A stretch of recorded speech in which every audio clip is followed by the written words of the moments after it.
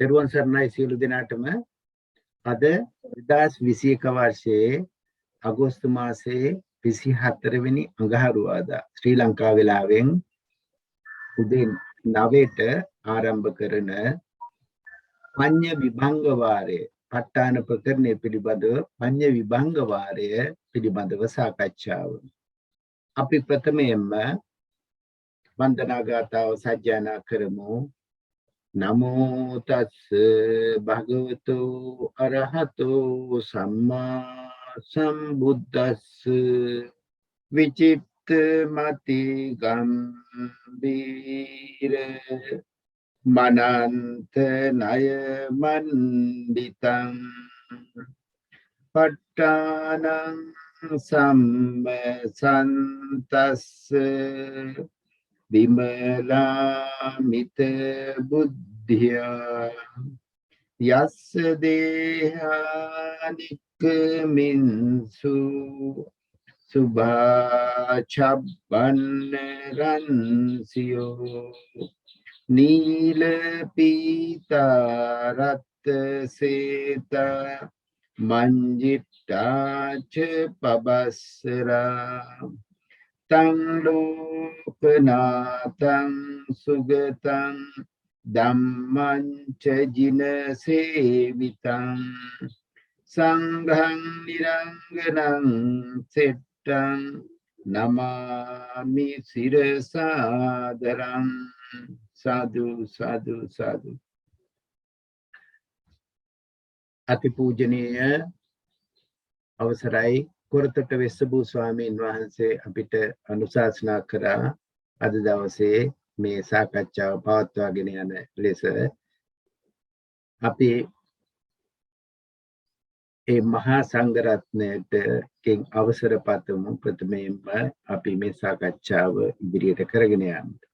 ඒ වගේම මේ ධර්ම සභාවට පැමිණි ඔබ සියලු දෙනාමත් අපි ගෞරවයෙන් පිළිගන්නවා ප ဋ ාණ ධර්ම සභාව වෙනුවෙන්.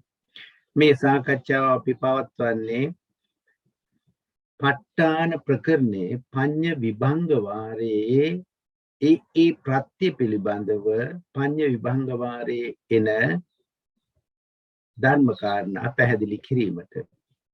අපිට මීට ප්‍රථම ස්වාමින් වහන්සේ අපිට දේශනා කරා හේතුපත්‍යේ ඉඳන්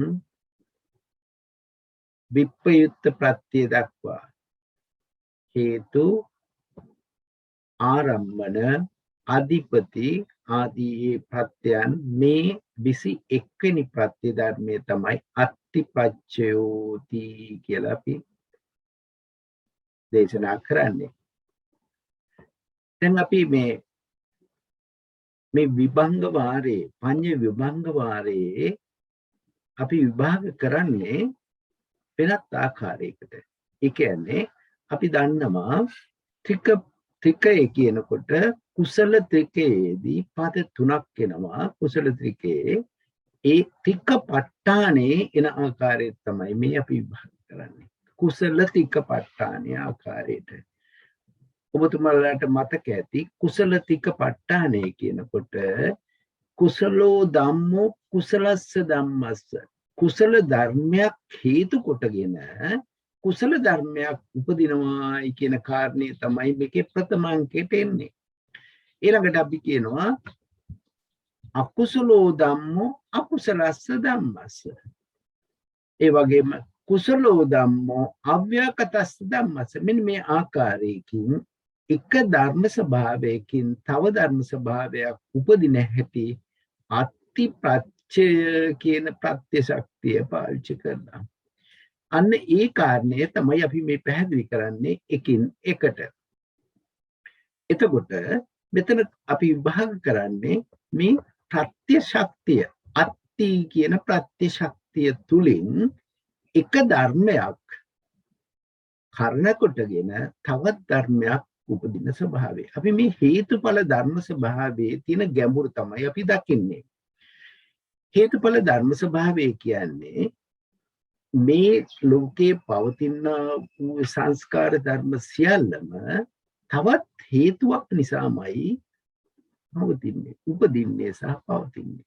අර හේතු වෙන ඒ කාරණීය වෙන උපකාර කරන ධර්මයට අපි කියනවා ප්‍රත්‍යය.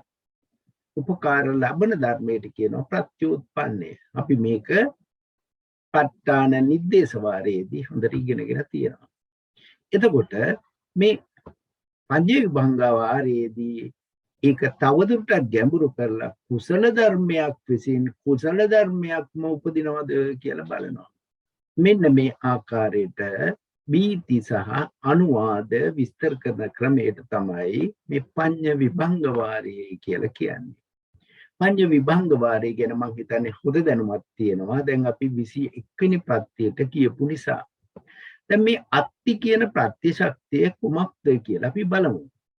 අපි නිතරම කියනවානේ ප්‍රත්‍ය ශක්තිය කියලා. ප්‍රත්‍ය ධර්මයේ කියන්නේ එකක්, ප්‍රත්‍ය ශක්තිය කියන්නේ එකක්. ඒ ප්‍රත්‍ය ධර්මයේ වැඩ කරන ආකාරයෙන් තමයි ප්‍රත්‍ය ශක්තිය පැහැදිලි කරන්නේ. අපි මේක නිසා අපි බලමු ප ဋ ාණ ප්‍රකරණේ කොහොමද මේ කාරණේ පැහැදිලි කරලා තියෙන්නේ කියලා. මේ ප ဋ ාණ ප්‍රකරණයෙන් අත්ති ප්‍රත්‍යය කියනකොට මේ අපි දන්නවා මේ විද්‍යාමාන භාවයෙන් උපකාර කිරීම කියන එක තමයි අත්ති කියන එකේ තේරුම. ඇති බව. ඇති බව කියනකොට අපි මේක සරල විදිහට හිතන්න පුළුවන්. යම් දෙයක ඇති බව කියන නිසා තවත් දෙයක ඉපදීම හෝ පැවැත්ම ඇති වෙනවා නේද කියලා. අපි කිව්වොත් එම සරලම උදාහරණයක් මේ පොළොව ඇති බව නිසා පොළොව මත ශාක පවතිනවා. ගස්වැල් පවතින්න නම් පොළොව තියෙන්න ඕන. අන්න ඒ කාරණයෙන් අපි දකිනවා පොළොවේ ඇති බව නිසා ගස්වැල් පවතින බව. දැන් අපි මෙතන කියන්නේ ඊට වඩා මේක ගැඹුරට. ඇති බව කියන්නේ අපි දන්නවා සිත් සහ චෛතසික නිතරම උත්පාද තිති භංග ස්වභාවයෙන්මයි පවතින්නේ. උත්පාද තිති භංග කියන්නේ උත්පාද ස්වභාවයට යනවා ඊට පස්සේ ඒක ස්ථಿತಿ ස්වභාවයට ගිහිල්ලා භංග ස්වභාවයට යනවා. ඒ කියන්නේ අපි මේ ක්ෂණ තුනක් ආකාරයෙන් දකිනවා.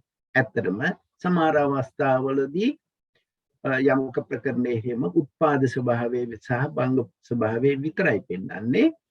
එතකොට ස්ථಿತಿ ස්වභාවය කියලා කියන්නේම උත්පාද ස්වභාවයේ ඉඳලා භංග ස්වභාවයට යන ක්‍රමය.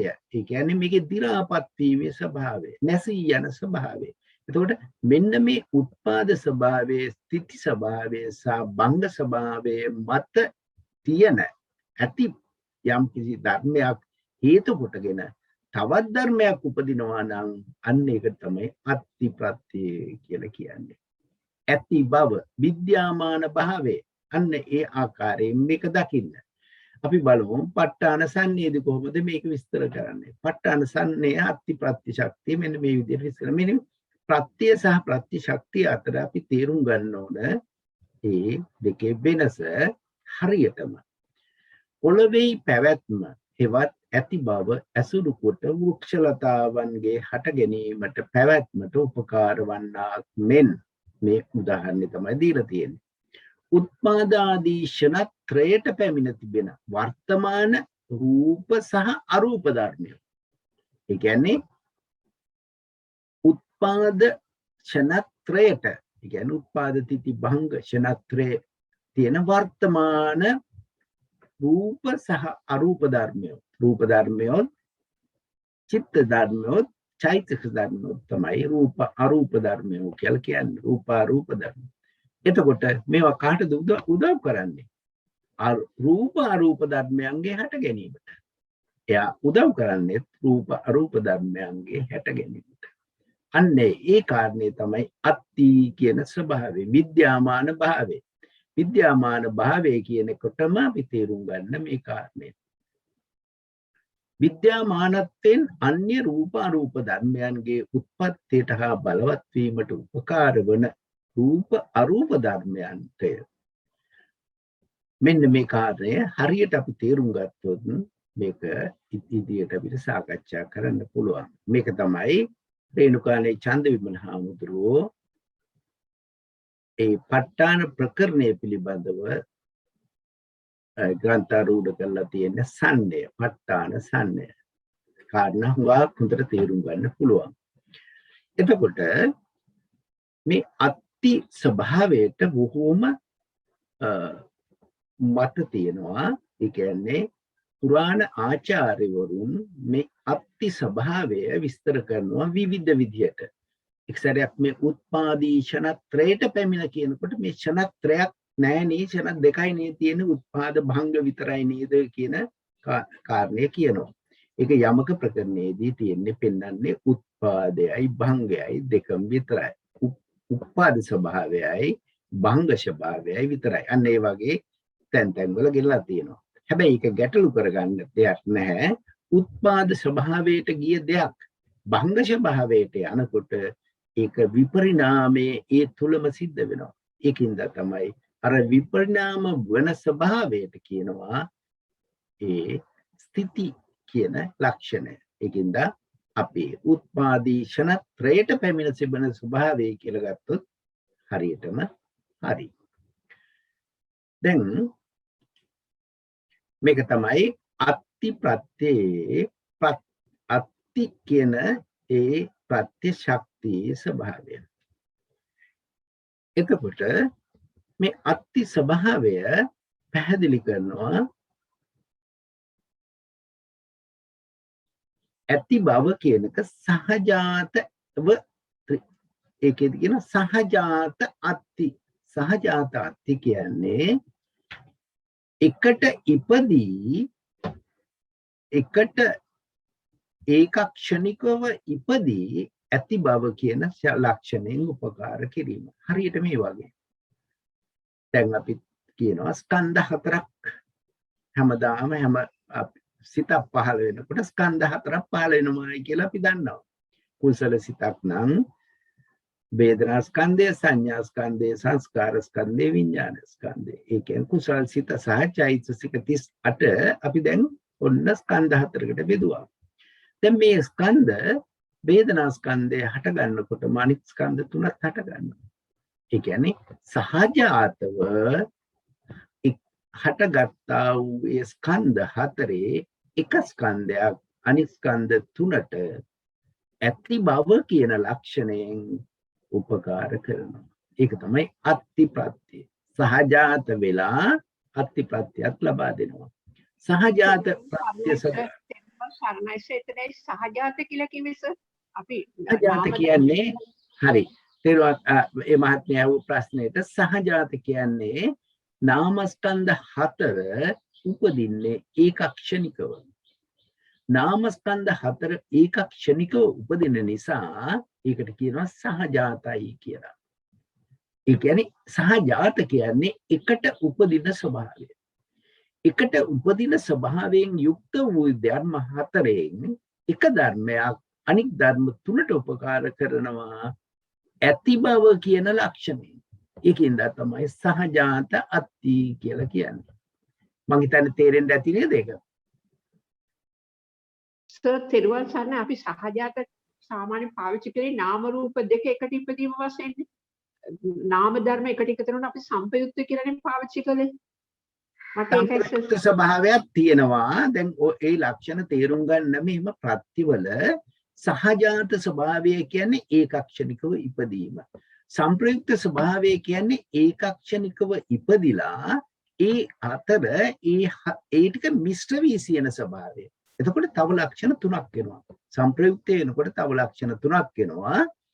ඒක උත්පාද, ඒක නිරෝධ, ඒක වත්තුක, ඒක ආරම්මනික කියන හතරම එනවා සංප්‍රයුක්ත කියන ප්‍රත්‍ය ශක්තියේදී. එතකොට සහජාත වෙන අර හතර සංප්‍රයුක්ත කියන ශක්තියමුත් පවතිනවා. එතකොට මෙතන මේ කාරණේ කියනකොට තේරෙනවා එකම කාරණයකට බොහෝ ප්‍රත්‍ය උදව් කරන බව. දැන් අපි කතා කරන්නේ මේකේ ඇති බව කියන ලක්ෂණය ප්‍රකට කරලා. ඇති බව තියෙන ලක්ෂණය ප්‍රකට කරනවා සහජාත ධර්මවල.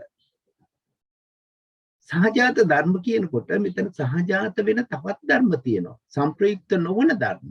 මොනවද ඒ? චිත්තචෛතසික උපදිනකොටම චිත්තජ රූප උපදිනවා. ඒවා සහජාතයි.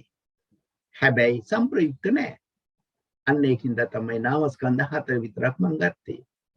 එතකොට මේ නාමස්කන්ධ 4ත් ඒ චිත්තජ රූපත් සහජාතව උපදිනවා. සහජාතව උපදින ඒ ධර්ම ඇති බව කියන ලක්ෂණයෙන් උපකාර කිරීම තමයි අත්ති ප්‍රත්‍ය ශක්තිය. මේ ප්‍රත්‍යවල ප්‍රත්‍ය ඝටනා වලට ගියාම දකින්න පුළුවන් මේ එකම කාරණයක් තුළ බොහෝ ප්‍රත්‍ය ශක්තියින් පවතින ස්වභාවය.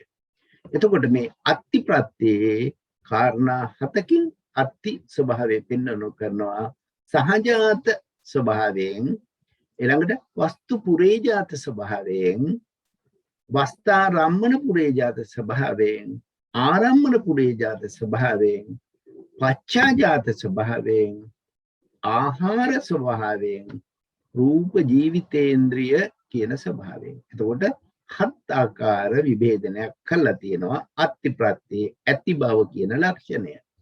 එතකොට මේ එකිනෙකට වෙනස් වස්තු පුරේජාත කියන්නේ පුරේජාත ප්‍රත්‍ය වගේ ඒවා. පෙර ඉපදුනා වූ වස්තුවක් පසුව උපදින්නා වූ ධර්මයට උපකාර කිරීමට පුරේජාත කියනවා. එතකොට වස්තු පුරේජාත කියනවා. වස්තු පුරේජාත වෙන අතරම එයා අත්ති ප්‍රත්‍ය ශක්තියත් ප්‍රකට කරනවා. ඒකින්ද තමයි වස්තු පුරේජාත අත්ති කියලා කියන්නේ. වස්තා රම්මන පුරේජාත කියන්නේ මේ පුරේජාත ප්‍රත්‍යයේ කොටස් තුනකට අපි බෙදනවානේ. වස්තා රම්මන ස්වභාවය. මේ මරණසන්න මොහොතේදී අපි පැහැදිලි කරන්නේ. ඊළඟට ආරම්මන පුරේජාත කියන්නේ ආරම්මන පෙර ඉපදුනා වූ ආරම්මන කියන ධර්මයේ ඇති බව කියන ලක්ෂණය. මෙතන අපි නිතරම අත්ති ප්‍රත්‍යයේ ඇති බව විද්‍යාමාන භාවයමයි ප්‍රකට කරන්නේ. පච්චාජාත කියන්නේ පච්චාජාත ප්‍රත්‍ය වගේ. ඒ කියන්නේ පසුව ඉපදුනා වූ නාම ධර්ම පෙර ඉපදුනා වූ ඉමස්ස කායස්ස මේ කයට උපකාර කිරීම. එතනත් පච්චාජාත වෙලා ඒ පච්චාජාතව ඇති බව කියන ලක්ෂණය විද්‍යාමාන භාවය තමයි එතන ප්‍රකට කරන්නේ. ආහාර කියනකොට ආහාර විභේදනයේදී මේ කියන්නේ ආහාරයේ ඇති බව ආහාර ඒ සතර ආහාරයේ ඇති බව කියන ලක්ෂණය තමයි මෙතන පැහැදිලි කරන්නේ. එතකොට රූප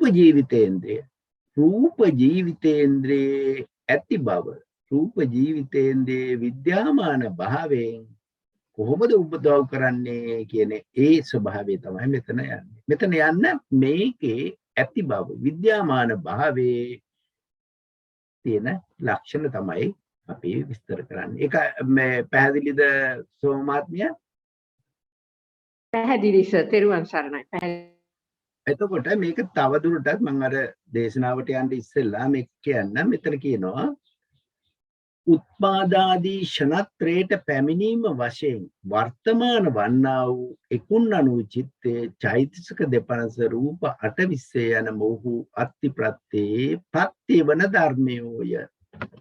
එතකොට මේ සියලුම ධර්ම නිර්වාණය හැර සියලුම ධර්ම අත්ති ප්‍රත්‍යේ ප්‍රත්‍යවන ධර්ම. මේක තේරුම් ගන්න මේ කාරණේ මේ අපිට බංගවාරයට මේ දෙක අවශ්‍ය වෙන්නේ නැහැ. හැබැයි මේ කාරණේ තේරුම් ගන්න. කියන්නේ සිත් 89ත් චෛතසික දෙපනසත් චෛතසික 52ත් රූප 8 යන මොහු අත්ති ප්‍රත්‍යේ ප්‍රත්‍ය කියන ධර්ම ස්වභාවය. හැබැයි නිර්වාණය හැමදාම පවතින නිර්වාණය අපි ප්‍රත්‍ය ධර්මයක් ආකාරයට ගණන් ගන්නේ නැහැ. හේතුව නිර්වාණය නැති බවක් නැති නිසා. ඒ කාරණේ මම හිතන්නේ තේරුම් ගත්තද දන්නේ. උත්මාද තිති භංග කියන ස්වභාවයට පැමිණි ධර්ම තමයි අත්ති ප්‍රත්‍ය ලබන්නේ. නිර්වාණයට ඒ වගේ කාරණයක් නැහැ. හැමදාම ඇති බව. නිර්වාණයේ විද්‍යාමාන ධර්මයක් වූද අත්ති ප්‍රත්‍ය භාවයේ සලකනු නොලැබේ. ඒ කියන්නේ අත්ති ප්‍රත්‍ය වන්නේ වර්තමාන භාවයේ ලැබීමට කලින් ප්‍රත්‍ය නොවන වර්තමාන භාවයේ ලැබීම නිසාම ප්‍රත්‍ය වන ධර්මයන්ටයි. මම කියන කාරණේ මම හිතන්නේ පැහැදිලි ඇති නේද?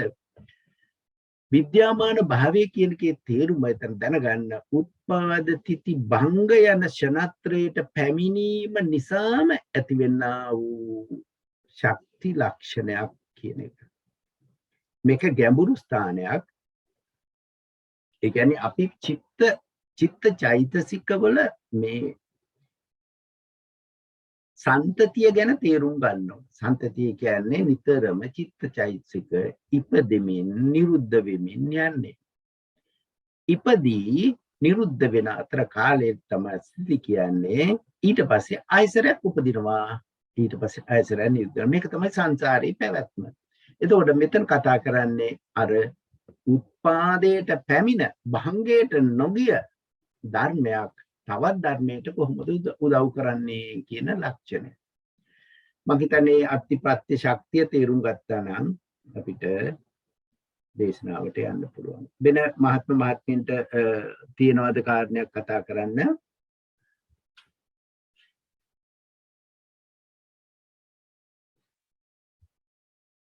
කරුණාවෙන් කතා කරන්න මොන හරි ප්‍රශ්නයක් තියෙනවා නම්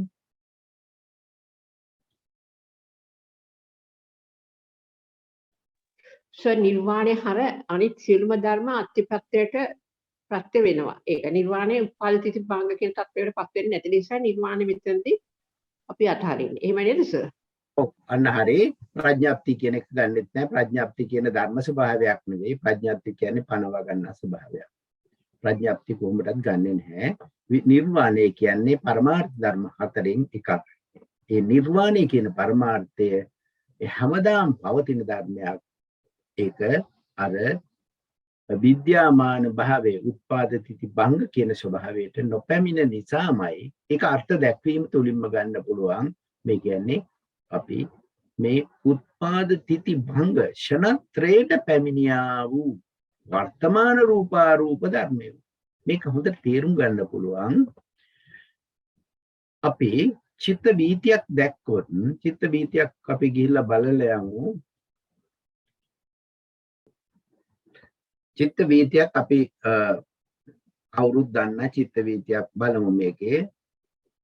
මේ තියෙන්නේ චක්කු ద్వාරික චිත්ත වීතියක්. රූපාරම්මණයක් කොහොමද චක්කු ద్వාරයට ආපාගත වෙනකොට කොහොමද මේ සිත් ඉපදීම බිඳීම සිද්ධ වෙන හැටි. මේ බලන්න අපි මේක සරලව අපි දකින කාරණය මේකේ තියෙන ගැඹුරු ස්වභාවය.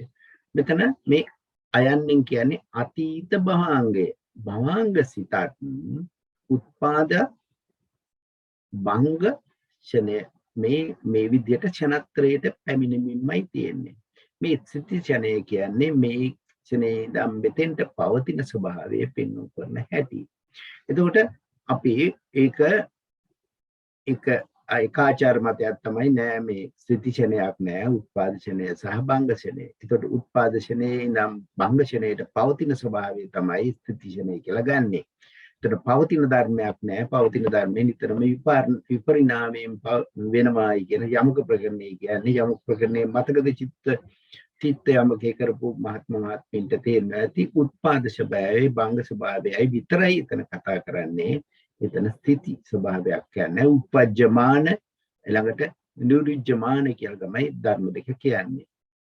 එතකොට මේ එක එක ධර්මයේ එක එක තැන් වලින් අපිට ගන්න පුළුවන් ස්වභාවය තමයි එතන පෙන්වු කරේ. එතකොට බලන්න මේක ක්ෂණත්‍රයෙන් ඉක්ම යනකොටම තවත් සිතක් උපදිනවා. මේවා අති භවාංග ඔන්න පළවෙනි සිත නිරුද්ධ වෙනකොටම තව සිතක් උපදිනවා. ඒකත් නිරුද්ධ වෙනවා. ඒකත් උපදිලා නිරුද්ධ වෙනවා. නිරුද්ධ වෙනකොට තුන්වෙනි සිතට පස්සේ පංචද්වාරා වර්ජන කියන සිතත් ඉපදිලා නිරුද්ධ වෙනවා. ඊළඟට චක්කු විඤ්ඤාණ සිතත් උපදින නිරුද්ධ වෙනවා. එතකොට සම්පටිච්ඡනත් ඒ විදිහට මෙන්න මේ ස්වභාවයෙන් යන්නේ.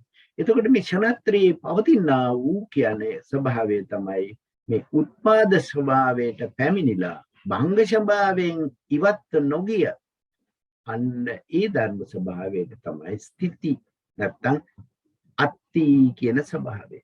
මේ ක්ෂණත්‍රයේ තුල පවතින ස්වභාවය. මම හිතන්නේ මේ චිත්ත විද්‍යාවේ පේනවා ඇති ක්ෂණත්‍රයේ තුල පවතින ස්වභාවය. උත්පාද ස්වභාවයේ ඉඳන් භංග ස්වභාවයේ යන ඒ තුල තියෙන ධර්මයක් තවත් ධර්මයකට කොහොමද උපකාර කරන්නේ කියන එක. එතකොට මෙතෙන්දිම මම නත්ති කියන එකත් කියන්නම්. නත්ති කියන්නේ මේ ක්ෂණත්‍රයේ ඉක්ම ගිය ගමන්ම මේ භංගෂණයේ ඉක්ම ගියාම මේ ධර්මයේ නැති බව තමයි එතන පැහැදිලි වෙන්නේ. එතකොට නැති කියන්නේ අන්න ක්ෂණත්‍රයේ තුල නැති බව. මේ අපි කතා කරන ක්ෂණය ගැන කතා කරන්නේ. ඊට පස්සේ එන ක්ෂණ ගැන නෙවෙයි කතා කරන්නේ. මේ වර්තමාන ක්ෂණයේදී ඇති බව. වර්තමාන ක්ෂණයේ නැති බව නැති. වර්තමාන ක්ෂණයෙන් එපිටට ගිය බව විගත.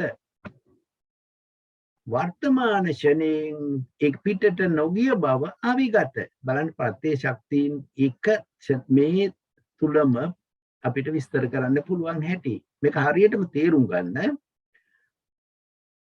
ක්ෂණත්‍රයේ තුල පවතින බවට කියනවා අත්ති. ක්ෂණත්‍රයෙන් භංගෂණයේ ඉක්ම ගියපු ගමන් කියනවා නත්ති කියලා. ඒ වගේම ඒක ඉවත්ව ගියා කියන එකට විගත කියනවා. නත්ති විගත එක වගේම ක්ෂණත්‍රයේ ඉක්ම නොගිය කියන එක අවිගත. අවිගත ප්‍රත්‍ය හරියටම අත්ති ප්‍රත්‍ය වගේමයි. අන්න ඒ කාරණේ දෙකම. හැබැයි ශක්ති විශේෂ වෙනස් ආකාරයෙන් විස්තර කරන්නේ. ලක්ෂණ එකමයි. මේ කාරණේ තේරුණාද? මේක සංසාරේ පැවැත්ම මේ ලක්ෂණයෙන් පෙන්වුම් කරනවා.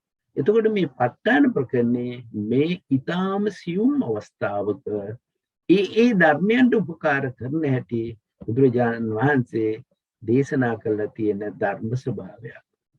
ඒ තරම්ම මේ ධර්මය ඊටාම සියුම් අපි හරියට තේරුම් ගන්න ඕන.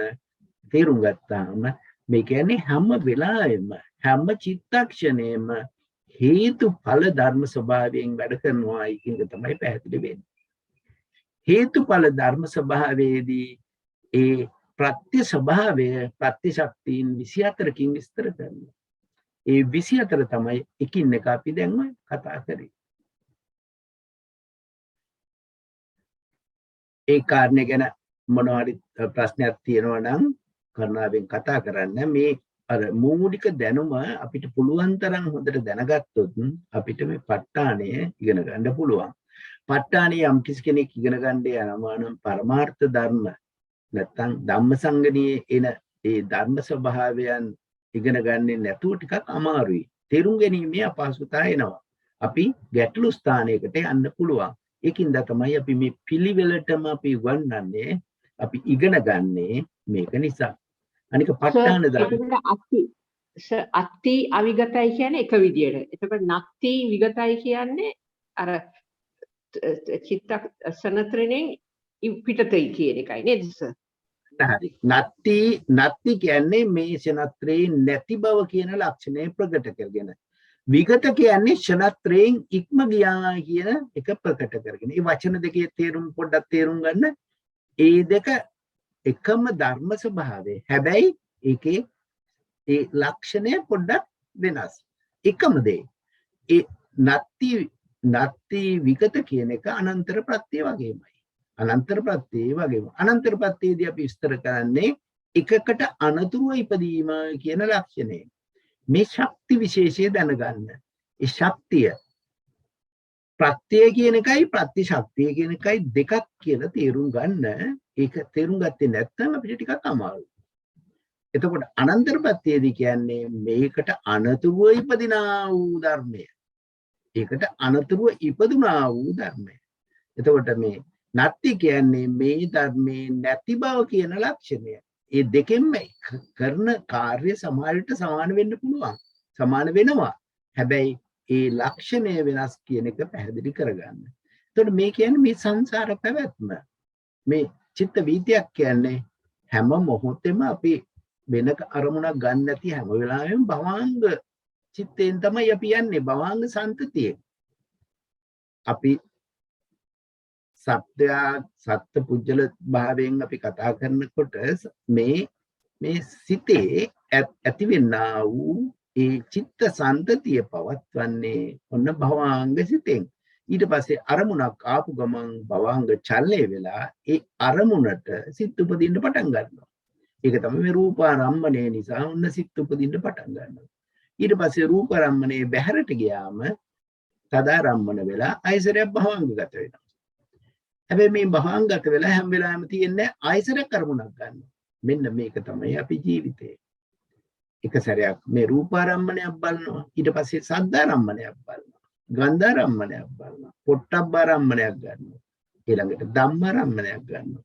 මේ විදියට මේ චිත්ත සංතතිය යම් දවසක සංසාරයේදී පහළ වුණා නම් සංසාරයෙන් අවසාන වෙන මේ ක්ෂණ නිරෝධය කියන්නේ රහතුන් වහන්සේගේ චුතිසිත වෙනකල් මෙන්න මේ විදියට ඒ විලාමට එක විදිහේ චිත්ත වීතින් පහළ වෙවි යනවා. ඒක අතර අපි මේ කාරණය විස්තර කරනවා.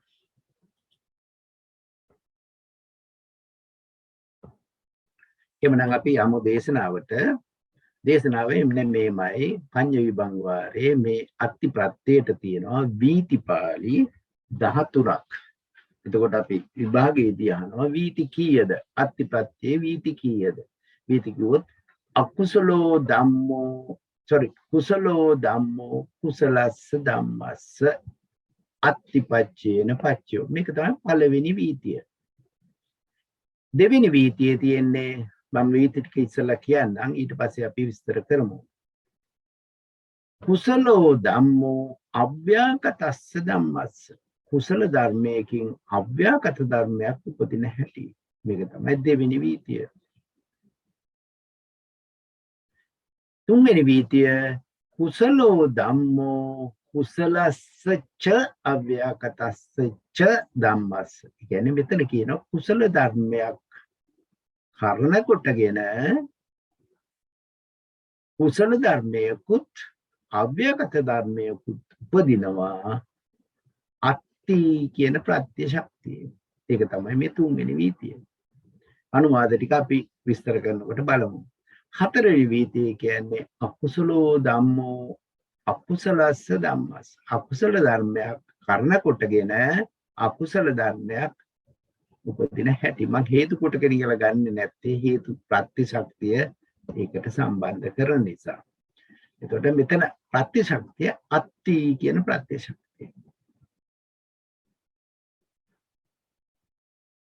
එතකොට පස්වෙනි වීතිය අකුසලෝ ධම්මෝ අව්‍යාකතස්ස ධම්මස්ස.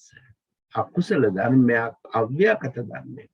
මේ කියන්නේ මේ කුසල ත්‍රිකේ පාවිච්චි කළා මේ විභංග වාරේ විස්තර කරලා තියෙන හැටි. අකුසලෝ ධම්මෝ අකුසලස්ස ච අව්‍යාකතස්ස ච. එතකොට අකුසල ධර්මයකින් අකුසල ධර්මයකුත් අව්‍යාකත ධර්මයකුත් උපදින හැටි. හරි පිළිවෙලට යන්නේ මේක තේරුම් ගන්න පුළුවන්. Tamanට මේක තේරුම් ගත්තොත් කටපාඩම් කරන්න ඕනේ ලියන්න පුළුවන්. දැන් බලන්න ඊළඟට. දැන් කුසල ගැන කතා කරා අකුසල ගැන කතා කරා ඊළඟට ත්‍රිකේ අන්තිම පදේ. අව්‍යාකතෝ ධම්මෝ අව්‍යාකතස්ස ධම්මස්ස. අව්‍යාකත ධර්මයක් හේතුවෙන් අව්‍යාකත ධර්මයක් උපදින ආකාරය. ඊට පස්සේ අටවෙනි වීතිය අව්‍යාකතෝ ධම්මෝ කුසලස්ස ධම්මස්ස. අව්‍යාකත ධර්මයෙන් කුසල ධර්මයක් උපදින ආකාරය. දැන් බලන්න මේ ත්‍රිකේ ඒ පද තුන ගෙන ඒ කාරණයට ඒ කාරණය ප්‍රත්‍ය වෙන හැටි පෙන්වුම් කරනවා. නවවෙනි වීතිය තියෙන්නේ අව්‍යාකතෝ ධම්මෝ අකුසලස්ස ධම්මස්ස. එතකොට අව්‍යාකත ධර්මයක් කරන කොටගෙන අව්‍යාකත ධර්ම අකුසල ධර්මයක් උපදින හැටි. ප්‍රත්‍ය ශක්තිය අත්ති ප්‍රත්‍ය ශක්තිය. 10 වෙනි එක තියෙන්නේ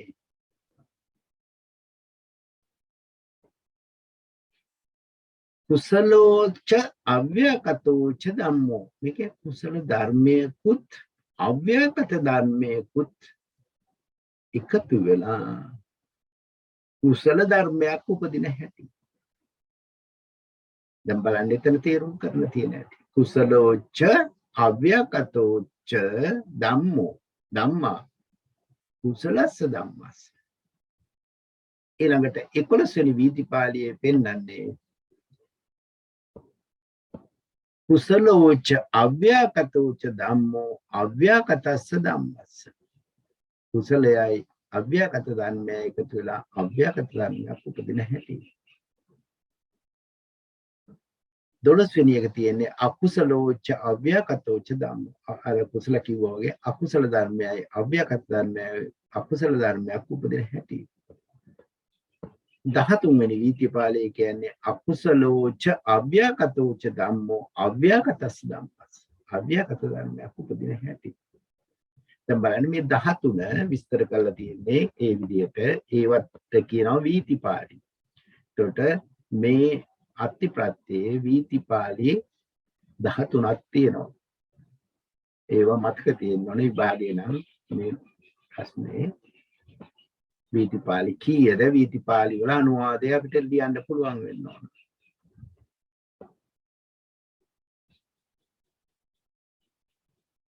දැන් අපි මුලින් ඉඳන් පටන් ගන්නේ මේ කුසලෝ ධම්මෝ කුසලස්ස ධම්මස්ස. ඒක තමයි වීතිපාළිය. පළවෙනි වීතිපාළිය. එතකොට මෙතන තියෙනවා කුසල ස්වභාව. මේ මම මේ වචන දැන් විස්තර කරන්න යන්නේ නැහැ. අපි මේක හොඳට දන්න නිසා මේ කුසල ධර්මයකින් කුසල ධර්මයක් උපදින හැටි. එතකොට කුසල ධර්මයෙන් කුසල ධර්මයක් උපදිනකොට අපි දන්නවා ඒක එන්නේ කුසලෝ ඒකෝ කන්දෝ තින්නානම් කන්දාන. අපි මේක දන්නවා මේක සහජාත අත්ති ස්වභාවයෙන් තමයි මේ පැහැදිලි කරන්නේ.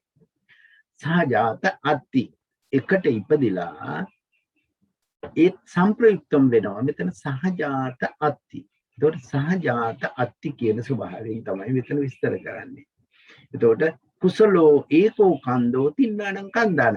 කුසල එක ස්කන්ධයක් ස්කන්ධ තුනකට. ඒ කියන්නේ වේදනා ස්කන්ධය ගත්තොත් වේදනා ස්කන්ධයේ ඇති බව. දැන් මෙතන ලක්ෂණේ ඇති බව කියන ලක්ෂණය සම්ප්‍රයුක්ත කියන ලක්ෂණය නෙවෙයි අපි කතා කරන්නේ ඇති බව. ඒ වේදනා ස්කන්ධය එක කුසල ස්කන්ධයක්. කුසල් සිතේ පහළ වෙනකොට ඒ චෛතසික ධර්ම සියල්ලත් කුසලයි.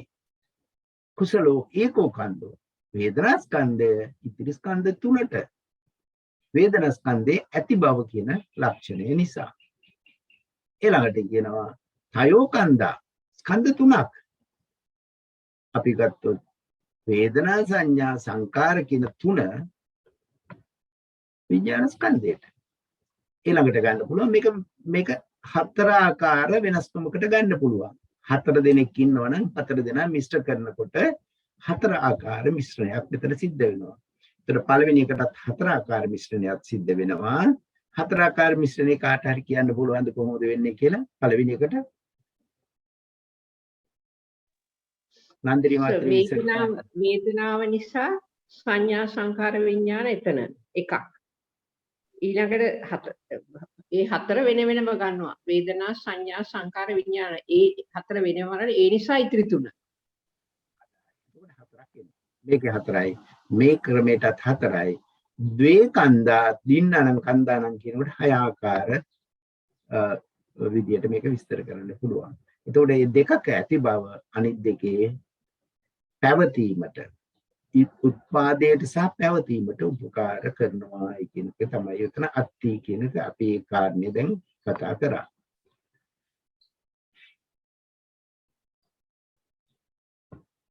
එතකොට දැන් මේ අත්ති ප්‍රත්‍යය මෙතන මේ අපි කතා කරපු එකම තමයි නැවත විස්තර කරන්නේ.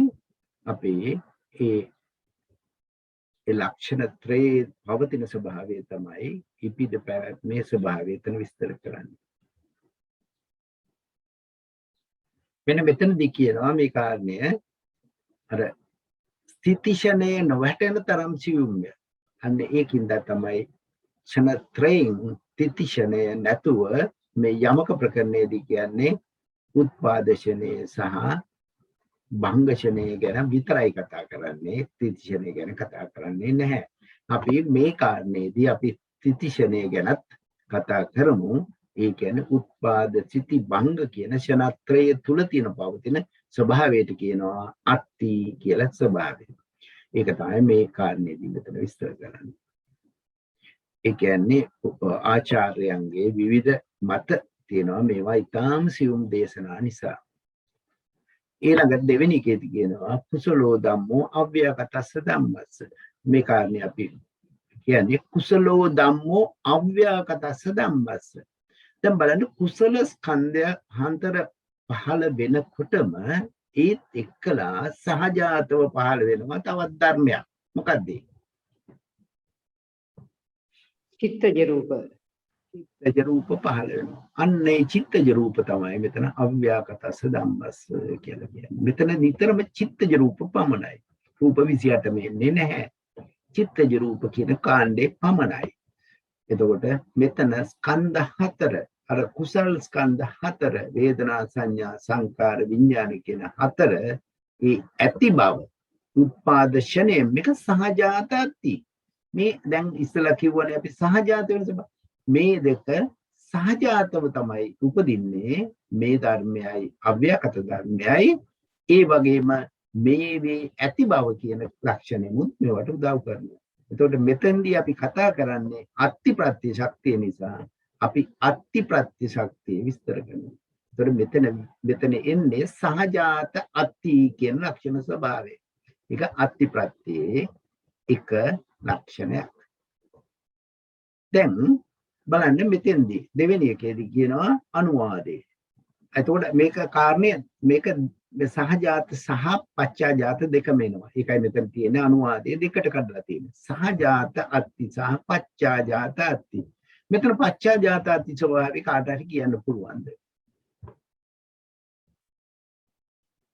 සහජාතික කිව්වා අපි ඒ නාමස්කන්ධ හතර චිත්ත සමුත්ථාන රූප වලට උදව් කරන හැටි.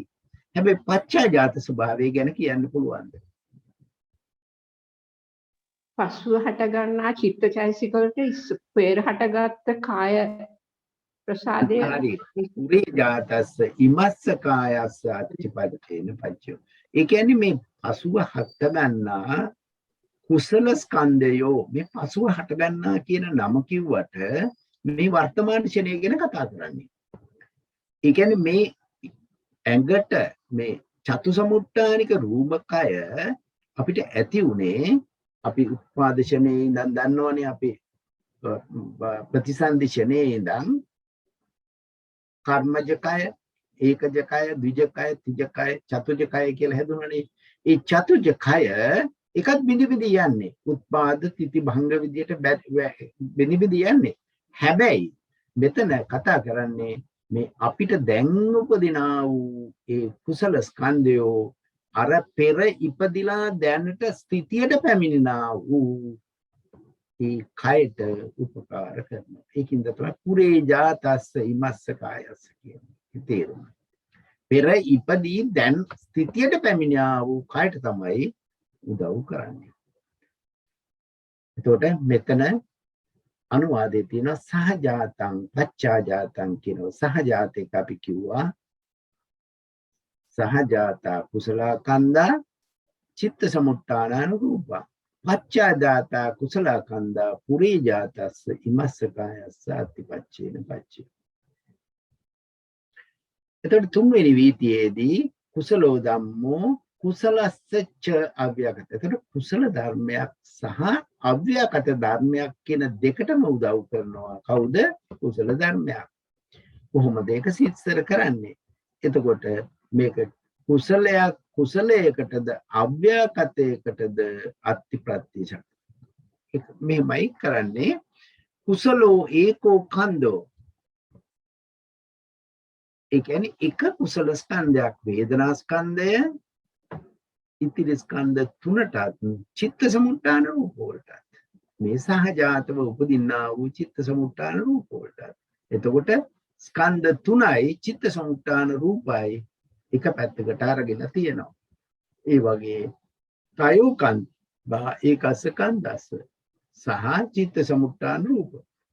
ඊළඟට ද්වේකන්දා දින්නන කන්දාන චිත්ත සමුත්ථාන රූප. එතකොට මේ කාරණේ පැහැදිලි වෙනවා අපිට. මේකත් හතර ආකාර වෙනවා. පළවෙනි එක දෙවෙනි එකත් හතර ආකාර වෙනවා. තුන්වෙනි එක හය ආකාර වෙනවා. ඇයි ස්කන්ධ අපිට විවිධ ස්වභාවයෙන් ගන්න පුළුවන් නිසා. එතකොට මේක විස්තර කරනකොට ඒ විදිහට විස්තර කරන්න පුළුවන්. ගැටලුවක් නැහැ නේද ඒක? එන්නම් අපි ඊළඟට යමු.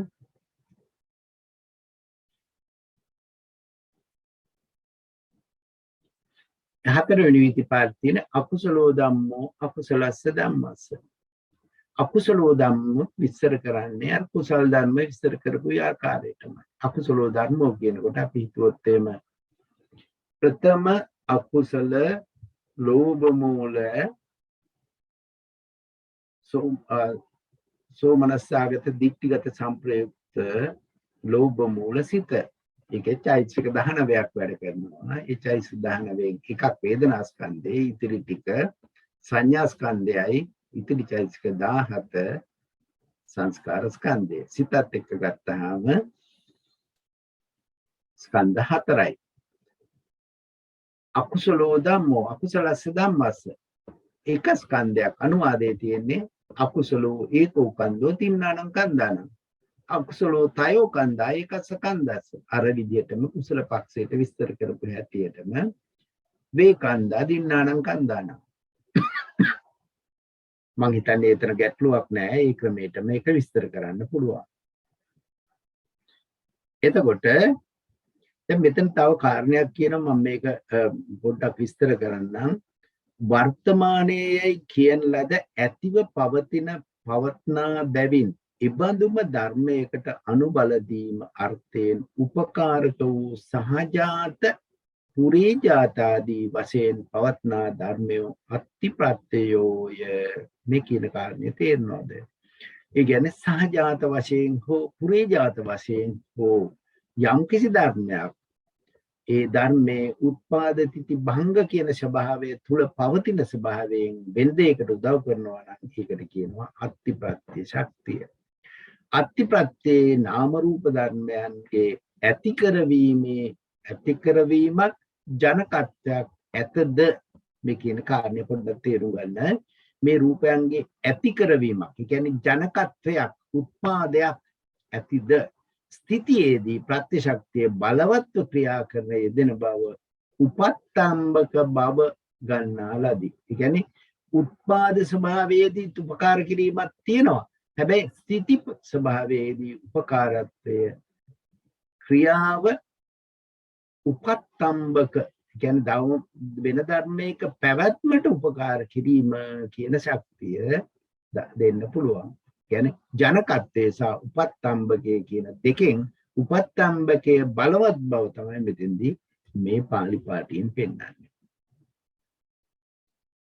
එතකොට මේන් උගන්වන්නේ අත්තිප්‍රත්‍ය ශක්තිය බලවත්ව යෙදෙන්නේ ස්ථිතියේදී භවය.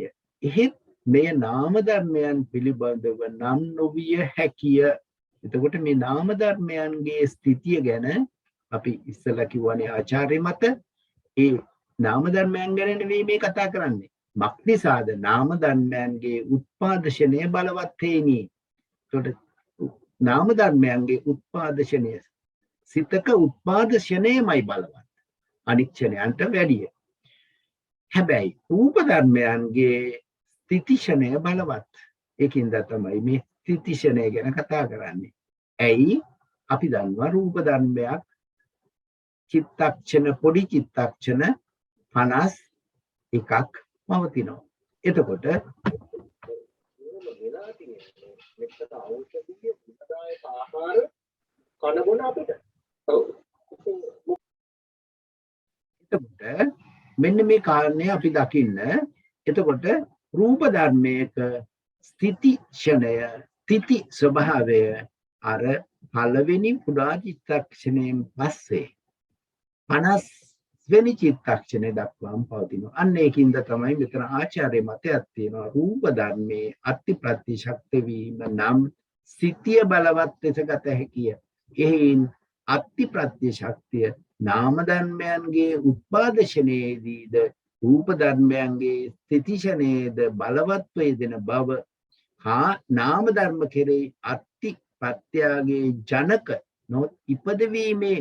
එතකොට නාම ධර්මයන්ගේ ඉපැත්මේ ශක්තිය ලබා දීමත් රූප ධර්ම විශේෂ උපත්තම්බක ශක්තියක් ඇති බව වටහා ගන්න කියලා මෙතන මේකේ ගැඹුර පෙන්වන හැටි.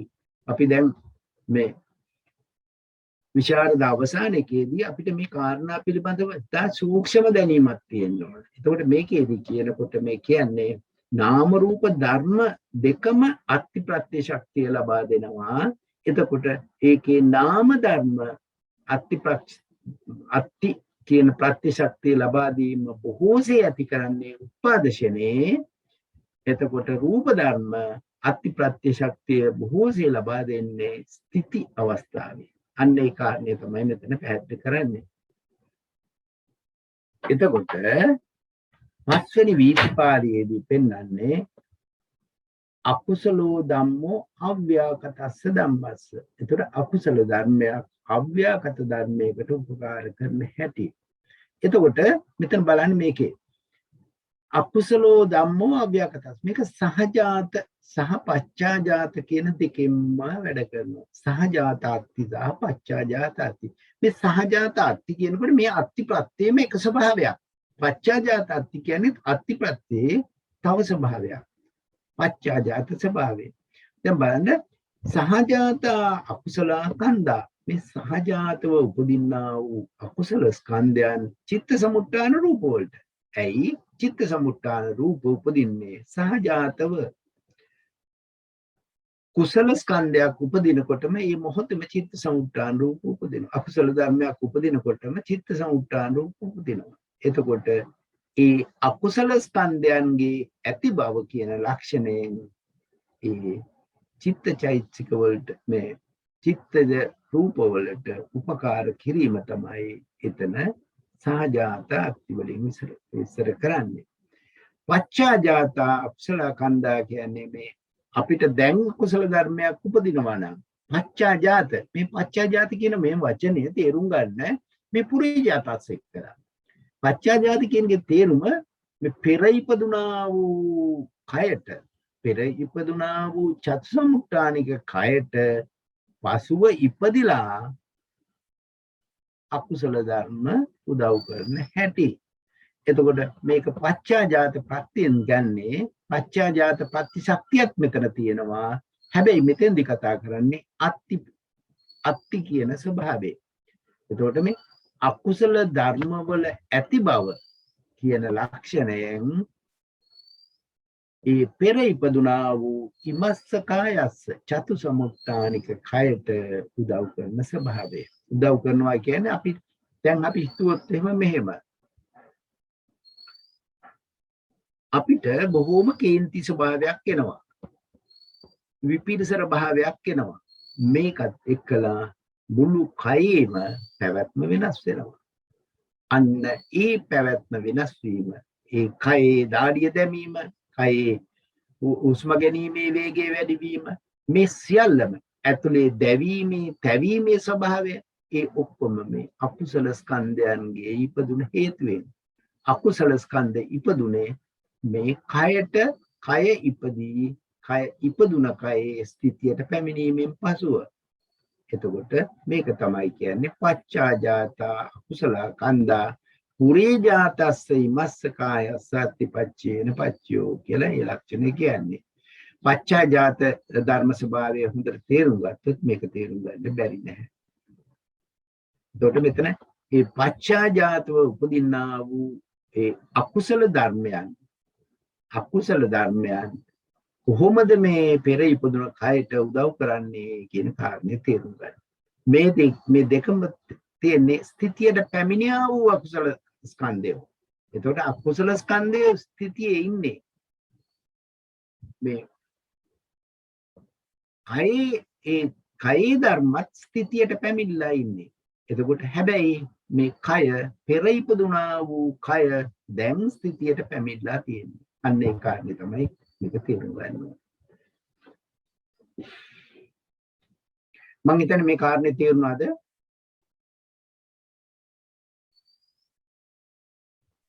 තේරුණා සර්. ඊළඟ එක වීතිපාඩියේ තියෙන්නේ අකුසලෝ ඒකෝ කන්දෝ. මේකේ අනුවාදය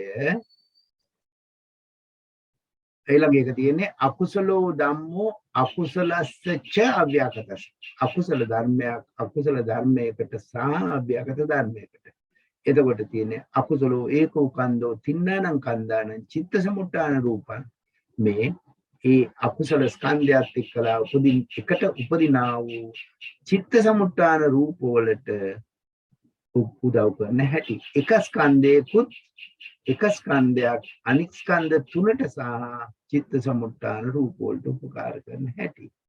එතකොට මේ කාරණේ අපි ඉස්සෙල්ලා කුසල පැත්තේ විස්තර කරපු ආකාරයටම මේක පළවෙනි එක හතර ආකාර වෙනවා, දෙවෙනි එකත් හතර ආකාර වෙනවා. එතකොට ද්වේ කන්දා කිව්වහම එන්නේ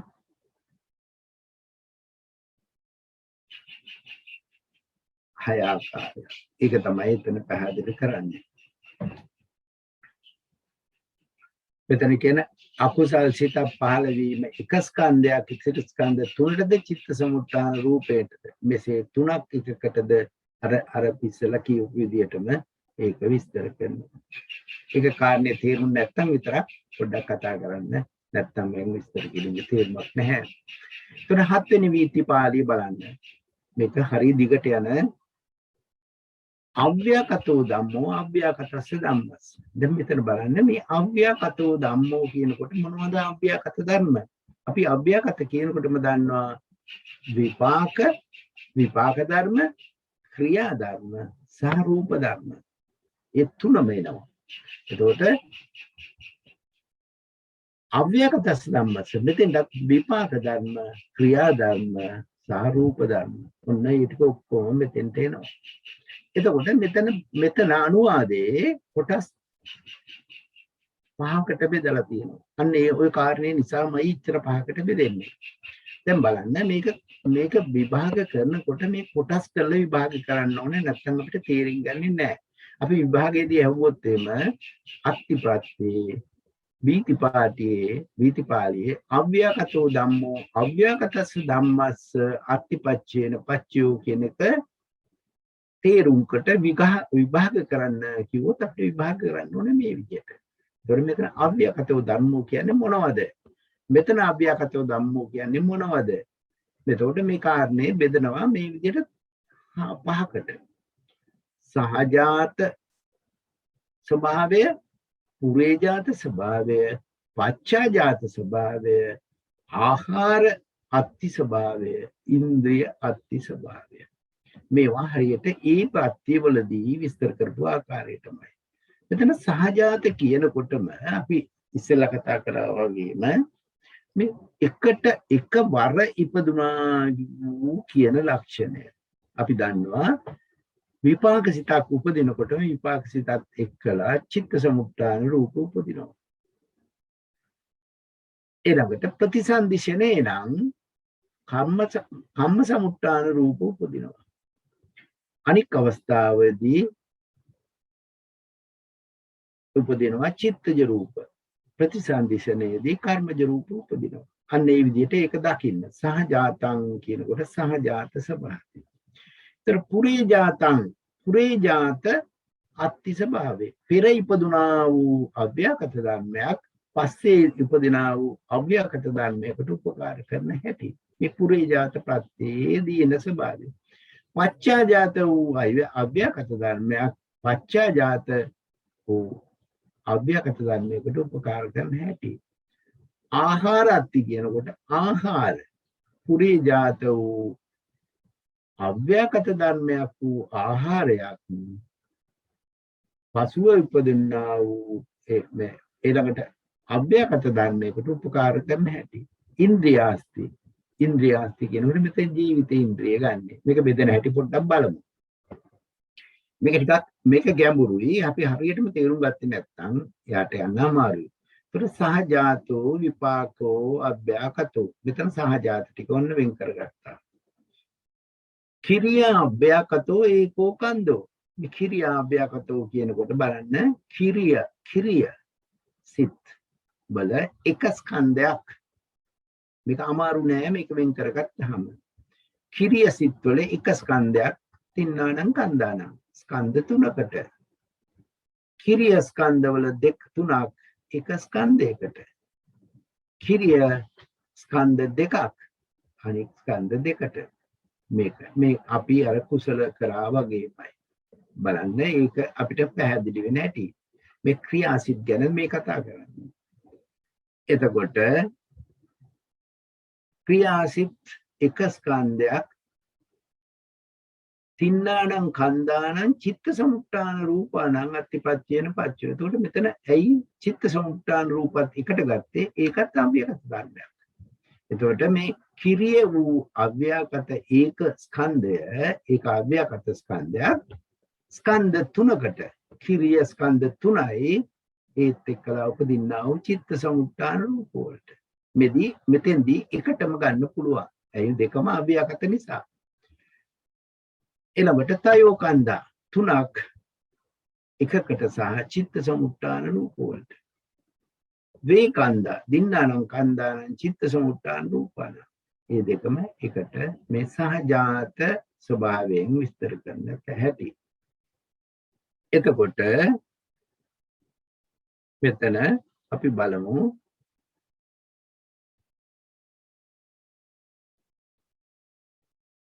මෙතන කියනවා මේ තවද මේ අත්ති ප්‍රත්‍ය නම් කෙටියෙන් ක්ෂණත්‍රයට පැමිණි නාමද රූපදයි වර්තමාන පංචස්කන්ධේම ගීම වටි කියලා කියන්නේ ඔය මෙතන පාලි පාඨයෙන් විස්තර කරන හැටි. මේ වර්තමාන ස්වභාවයෙන් තමයි අත්ති ස්වභාවයෙන් නිතරම විස් කරන්නේ වර්තමාන ස්වභාවයෙන්. ඒක තමයි එතන පැහැදිලි කරන්නේ. එතකොට මේ දැන් මෙතන තියෙනවා පටිසන්ධි කනේ විපාකාභ්‍යකත. ප්‍රතිසන්ධි සනේදී විපාක අභ්‍යකත. ප්‍රතිසන්ධි තේනේ විපාක සිත්නේ. එතකොට විපාක සිත් මෙතන විපාක සිත් 19ක් ගැන කතා කරනවා. හැබැයි රූප ධර්ම එන තැන කටත්තා රූප එන තැන අපි අරූප විපාක සිත් ටික ගන්නෙ නැහැ. මේ අරූප විපාක සිත් ගන්නෙ නැහැ කටත්තා රූප ගැන කතා කරනකොට. එතකොට ඒ අරූප විපාක සිත්තේදී කටත්තා රූප ගැන කතා කරන්න බැරි නිසා ඒකෝ කන්දෝ තින්නානම් කන්දානම් කියලා විතරයි එන්නේ. එතකොට ප්‍රතිසන්ධි සෙනේදී අනික් සිත් වලට එනවා ඒකෝ කන්දෝ ප්‍රතිසන්ධි එක ස්කන්ධයක්. අපි මේක චතුෝකාරේ හරි පංචෝකාරේ හරි දෙකේදීම ඒකෝ කන්දෝ තින්නානම් කන්දානම්. ඒ කියන්නේ ස්කන්ධ තුනකට. පංචෝකාරේ නම් කටත්තා රූපාණං අත්තිපච්චේන පච්චෝ. එතකොට මේ විදියට තමයි ඒකෝ කන්දෝ මේක විපාක ස්කන්ධයක් අභ්‍යකතයි. ඉතිරි ස්කන්ධ තුනත් අභ්‍යකතයි. ඊට අමතරව කටත්තා රූපත් අභ්‍යකතයි. අන්න ඒක තමයි මෙතන විස්තර කරන්නේ. ඊළඟට තයෝ කන්දා ද්වේ කන්දා කියලා ටික අර අපි ඉස්සලා කිව්වා වගේම 14 ආකාර විස්තර කරනවා. ප්‍රතිසන්ධි වෙලාවේ විපාක එක ස්කන්ධයක් අනිත් ස්කන්ධ තුනකටද කර්මජ රූප වලට අත්ති ප්‍රත්‍ය ශක්තියන උපකාර කෙරේ. ඊළඟට මේ උපේක්ඛා සම්තිර්ණ දෙසිත අටමහා විපාක නව මහග්ගත විපාක යන සිත් 19ත් ඒ සිත්තල දෙන චෛතසිකත් සහජාත අත්තිපච්ච සත්‍යයෙන් ඒ නාම ධර්මයන් සහ කර්මජ රූපත් පච්චුප්පන්න වේ. මෙතෙන්දී මේ 19 කිව්වට කර්මජ රූප වලට පච්චුප්පන්න වෙන්න නම් අරූප විපාක 4 අරින්න ඕන. ඊට පස්සේ මෙන්න මෙහෙම කාරණයක් තියෙනවා. කන්දාවත්තුස්ස අත්තිපච්චේන පච්චෝ වත්තු කන්දානං අත්තිපච්චේන පච්චෝ. මේ කාරණේ අපි දකින්නේ කොහොමද? කාට හරි විස්තර කරන්න පුළුවන්ද? මේ කන්දා කියන්නේ සතර ඒ නාමස්කන්ධ විපාක ස්කන්ධ 4. වත්තුස්ස හෘද වස්තු රූපේට හෘද වස්තු රූපේට මේ කර්මජ රූප වලින් හෘද වස්තු රූපේ විතරයි මෙන්න මේ විදිහට වැඩ කරන්නේ. මේක අඤ්ඤමඤ්ඤ ස්වභාවයෙන් වැඩ කරන්නේ. අඤ්ඤමඤ්ඤ ප්‍රත්‍යයේදීත් මේක කියනවා. සහජාත ප්‍රත්‍යයේදීත් මේක කියනවා. ඒක අත්ති ප්‍රත්‍යයේදීත් කියනවා. එතකොට අඤ්ඤමඤ්ඤ ප්‍රත්‍යයේදී අන්‍යෝන්‍ය ප්‍රත්‍ය ශක්තිය, සහජාත ප්‍රත්‍යයේදී සහජාත වූ ප්‍රත්‍ය ශක්තිය. එතකොට අත්ති ප්‍රත්‍යයේදී අත්ති කියන ඇති බව කියන ශක්තිය. එතකොට මෙතන එකම කාරණයකට ප්‍රතිශක්තියෙන් බොහෝ ගණක් වැඩ කරනවා. අපි මෙතන අත්ති ප්‍රතිශක්තිය ගැන කතා කරන නිසා කන්දා වත්තුස ඊළඟට වත්තු කන්දානං වත්තු කියන්නේ හෘද වස්තු රූපේ ස්කන්ධයන්ට ස්කන්ධ හතරට මෙතනත් අපි ගන්න බෑ මේ වත්තු ස්වභාවයේ නෑ අරූප භාවේ චතුෝකාරේ ඒකින්ද ඒකේ චතුෝකාරයේදී මේ කාරණේ මේ ප්‍රති ස්වභාවයේ එන්නේ නැහැ. ඊට පස්සේ තවත් අපිට මතකද සහජාත ප්‍රත්‍යයේදී කිව්වා එක මහ භූතයක් අනිත් මහ භූත තුනට සහජාතව උපදිනවායි කියලා. එක මහ භූතයක් පඨවි කියන මහ භූතය ඉතිරි මහ භූත තුනට උපකාර කරනවා. ඒ සහජාත භාවයට අඤ්ඤමඤ්ඤ භාවයට අමතරව අත්ති කියන භාවය ඇති බව කියන ලක්ෂණය. මෙතන අත්ති ප්‍රතිශක්තිය යෙදෙන ආකාරය තමයි පෙන්වන්නේ. ඒකං මහා භූතානං තින්නානම් මහා භූතානං මහා භූත තුනට උදව් කරනවා. ඒ වගේම තයෝ මහා භූතා ඒකස්ස මහා භූතා ඒ කියන්නේ මහා භූත තුනක් එකකට එතකොට දින්නානම් මහා භූතානං බේ මහා භූත දෙකකට මේ අත්තිපත්‍ය ශක්තිය ඊ විදියටම පාවිච්චි කරනවා. ඊට අමතරව තියෙනවා මහා භූතා කටත්තා රූපානම් මහා භූත හතර එකතු වෙලා කටත්තා රූප වලට කටත්තා රූපානම් උපාදාය රූපානම් අත්තිපත්‍යේන පච්චයෝ ඒ කටත්තා උපාදාය රූප වලට උපකාර කරන හැටි.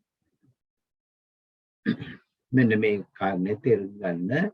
ඒක සහජාත ප්‍රත්‍යයේදී මේ කාරණේ හොඳට විස්තර කරනවා. ප ဋ ාණ දේශනා 21 බලන්නේ කියලා විතර විස්තර කරලා තියෙන ඒකයි. ඊළඟට තියෙනවා මේක එක එක විදිහට. දැන් අපි ගත්තොත් කර්මජ රූපවල තියෙන මහා භූතයෝ කර්මජ රූප වලට ඉතිරි ඒවට. ඊළඟට ඉතුජ මහා භූතයෝ ඉතුජ මහා භූතයන්ට. ඊළඟට ආහාරජ මහා භූතයෝ ආහාරජ මහා භූතයන්ට. ඒ විදිහට මෙතන කරන්නේ බාහිරං ඒකම් මහා භූතං ආහාර සමුට්ඨාන රූපවල මහා භූත ආහාර සමුට්ඨාන රූපවල මහා භූත වලට අපි මේ ටික ඉගෙන ගත්තා සහජාතකයේදී අනික් මම හිතන පුරේ ජාත පච්චා ජාත වලදී මේක මේ තේරුම් ගන්න. ඒ කියන්නේ අපි කර්මජ මහා භූතයක් කර්මජ මහා භූත වලට විතරයි උපකාර කරන්නේ. එතකොට ඉතුජ මහා භූතයක් ඉතුජ මහා භූතෙන්ට මෙතන දකින්න මේ සුද්ධාෂ්ටකයේ තුලින් සුද්ධාෂ්ටකයේ තුල තියෙනවා සතර මහා භූතයෝ. ඊට අමතරව වර්ණ රූප වර්ණ ගන්ධ රස ඕජා කියන ධර්ම ස්වභාවය. මේ සුද්ධාෂ්ටකයේ පවතින ස්වභාවය තමයි මේ පැහැදිලි කරන්නේ.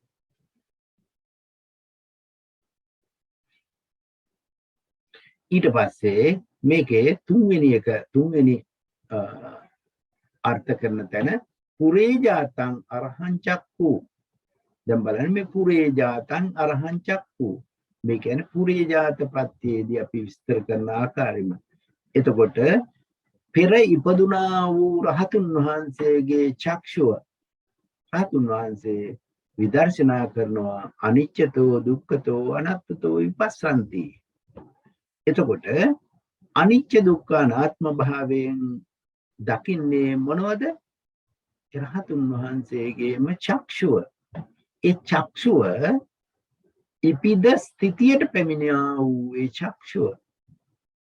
මේ අපි ඇස කියනකොට ඇස අපි හිතනවානේ අපි පොඩි කාලේ ඉඳන් ඇස තිබුණා කියලා. මේ ඇස කොටස් දෙකකට බෙදෙනවා සසම්බාර චක්ෂුව සහ ප්‍රසාද චක්ෂුව කියලා. ඒ සසම්බාර චක්ෂුව කියන්නේ කාය ප්‍රසාදෙමයි. එතකොට ප්‍රසාද චක්ෂුව කියන්නේ චක්කු ප්‍රසාද රූපේ. ඒ දෙකත් නිතරම උත්පාද තිති භංග කියන ස්වභාවයෙන් කැඩි කැඩි බිඳි බිඳි යන ඒවා. එතකොට මෙතන පෙර ඉපදුනා වූ ඒ චක්ෂුව දැන් ස්ථිතියට පැමිණිලා. දැන් ඒක අනිච්චතෝ දුක්ඛතෝ අනත්තතෝ විපස්සන්ති. කවුද කරන්නේ? රාතුන් වහන්සේ. එතකොට මේ රාතුන් වහන්සේ කරනකොට ඒක ක්‍රියාසිතක්. ඒකින්ද තමයි කියන්නේ මෙතන අව්‍යාගතෝ ධම්මෝ අව්‍යාගතස්ස ධම්මස්ස කියලා ඉන්නේ ඒ ආකාරයෙන්. ඒ පාඩියේදී අව්‍යාගතෝ ධම්මෝ අව්‍යාගතස්ස ධම්මස්ස කියලා විස්තර කරපු තැනට තමයි මේක එන්නේ.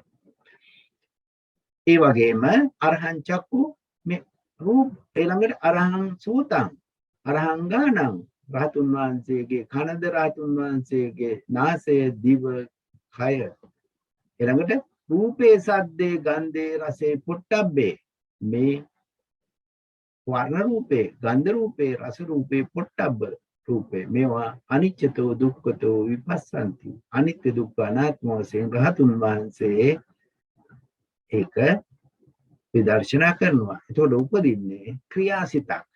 ඒකින්ද තමයි මේවා ඔක්කොම මේ පාටියට එන්නේ.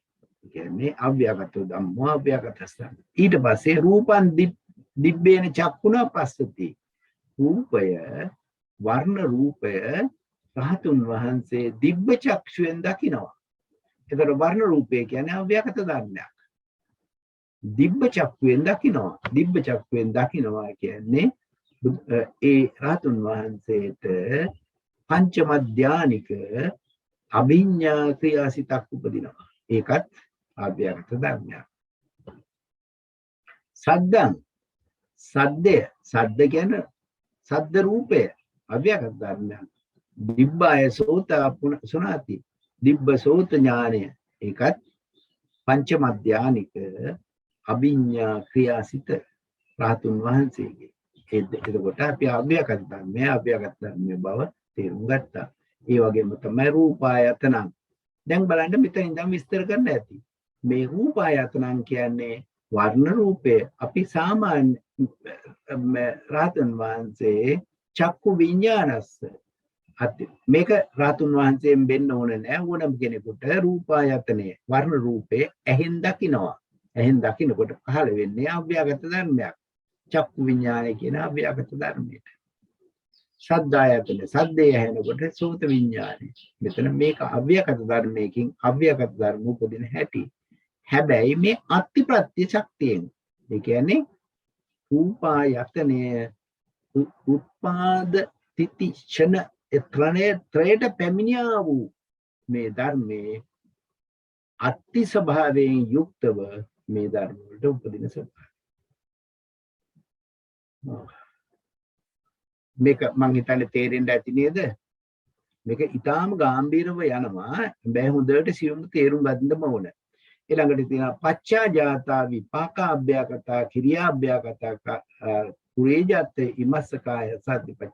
මේ කියන්නේ අපිට දැන් ඉපදෙන්නා වූ විපාක සිත් සහ කිරිය සිත්. ඒ කියන්නේ පච්චා ජාතා කියන්නේ මේ ඉමස්ස කායස්ස අපේ මේ කයට පස්සේ ඉපදුනා වූ දැන් වර්තමානයේ උපදින්නා වූ ඒ විපාක සිත් සහ කිරිය සිත්. කිරිය ස්කන්ධ අපේ පෙර ඉපදිලා ස්ථිතියට පැමිණා වූ කයට චතු සමුත්ථානික කයට උදව් කරන හැටි. අපි අර කුසලයේ සහ අකුසලයේ විස්තර කරපු ආකාරයට.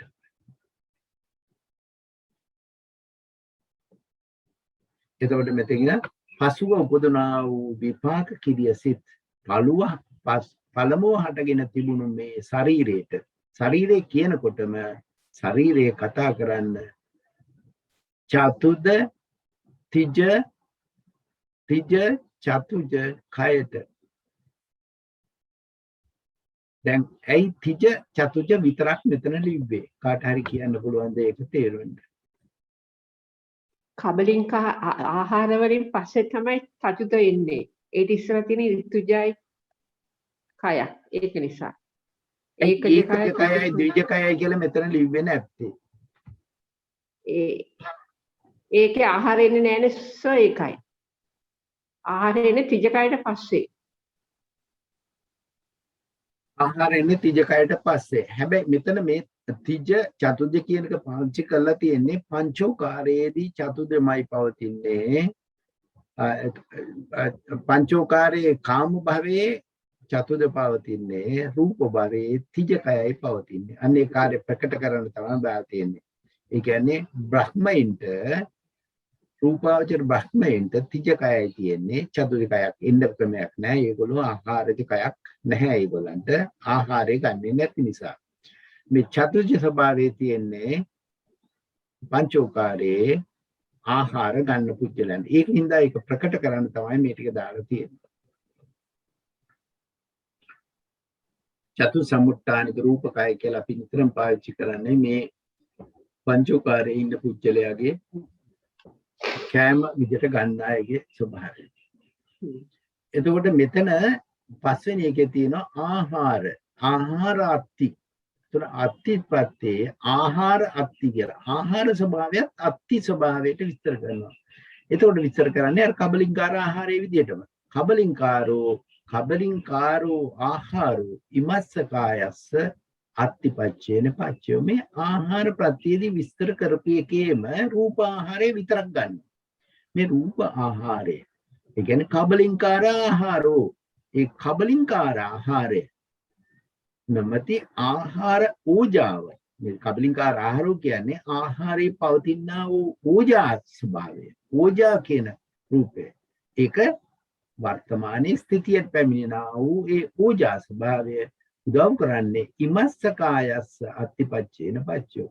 අර චතු සමුට්ඨානික රූපකයටම උදව් කරන හැටි. මේ වර්තමානයේ මොහොත උත්පාද තිති අනත්‍රයට පැමිණියා වූ ස්වභාවයෙන් තමයි මෙතන විස්තර කරන්නේ.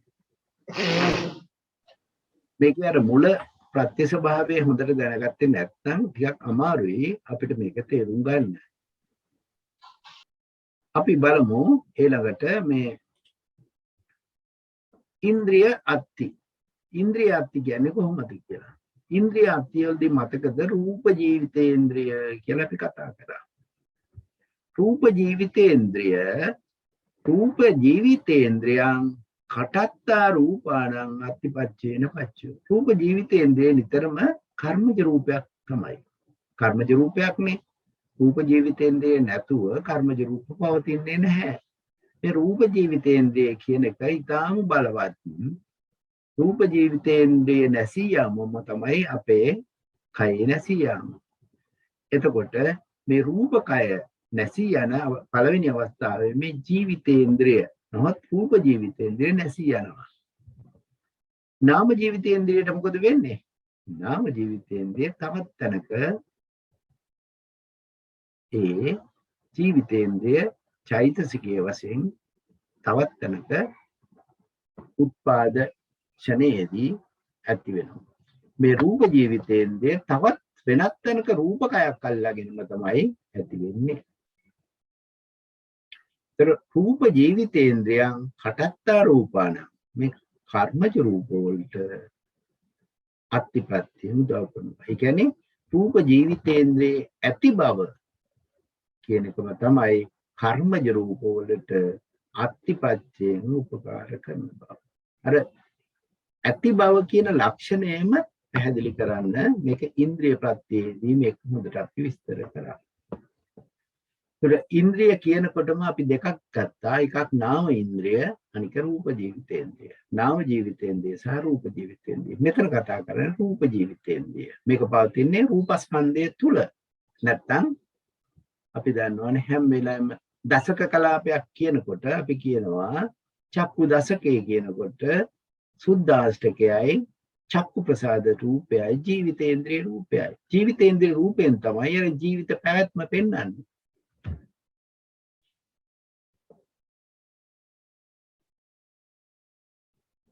රූප ජීවිතේන්ද්‍රයේ කර්මජ රූපයන්ට අත්තිප්‍රත්‍ය ශක්තියෙන් උපකාර කරේ. මේ අත්තිප්‍රත්‍ය ඉගෙන ගන්නකොට මුළු ප්‍රත්‍ය දේශනාවම එකට ඉගෙන ගන්න ඕන. අන්න ඒක තමයි තේරුම් ගන්න ඕන. මුළු ප්‍රත්‍ය දේශනාව තුළටම අත්තිප්‍රත්‍යයෙන් කාරණා විස්තර කරනවා. මෙහි රූප ජීවිතේන්ද්‍රය කර්මජ රූපයන්ට ආහාරාත්ති විගත ආදී ආත්ති ප්‍රත්‍ය ධර්ම බලයෙන් උපකාර කරන බවත් ආහාර තුජ රූපවලට උපකාර නොකරන බැවින් ගස්කොළන් වල ජීවිතේන්ද්‍රයේ රූපයක් ඇතයි ගන්නා මතේ බොරු වේ. ඒ කියන්නේ මේ මෙතන ආහාර කර්මජ රූප වලට පමණයි අනික් අපි චතු සමුට්ඨානික රූප වලට අනික් ඒවට උපකාර කරන්නේ නැහැ මේ රූප ජීවිතේන්ද්‍රය. එතකොට මෙතන අපි කියන්නේ මේ මෙතනින් අර්ථ ප්‍රත්‍ය දේශනාව තව තියෙනවා. අපි දැන් මේ 13ක් යන කල් යනවානේ. එතකොට අනික් එකට අපි කතා කරමු. මේක ඊටාම දීර්ඝයි 13ක් යන කල්ම යනවා. 8 වෙනි වීතිය අව්‍යාකතෝ ධම්මෝ කුසලස්ස ධම්මස්ස. දැන් බලන්න අව්‍යාකත ධර්මයක් කරනකොට කුසල ධර්මයක් කොහොමද උපදින්නේ? ඒකට අනුවාද තියෙනවා. 8 වෙනි අනුවාදයේ මෙහෙම අව්‍යාකතෝ ධම්මෝ. අව්‍යාකතෝ ධම්මෝ කියනකොට රූප ධර්ම තමයි මෙතන කතා කරන්නේ. බලන්න.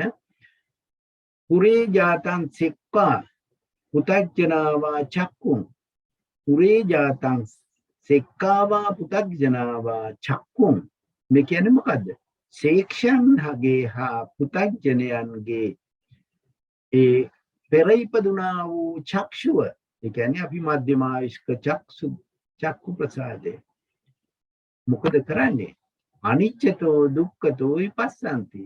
එතකොට මේ ශේක්ෂණ වහන්සේ පුතග්ජන කට්ටියත් විදර්ශනාවට වාජනය කරනවා තමන්ගේම ඇස, ඒ පෙර ඉපදුනා වූ ඇස.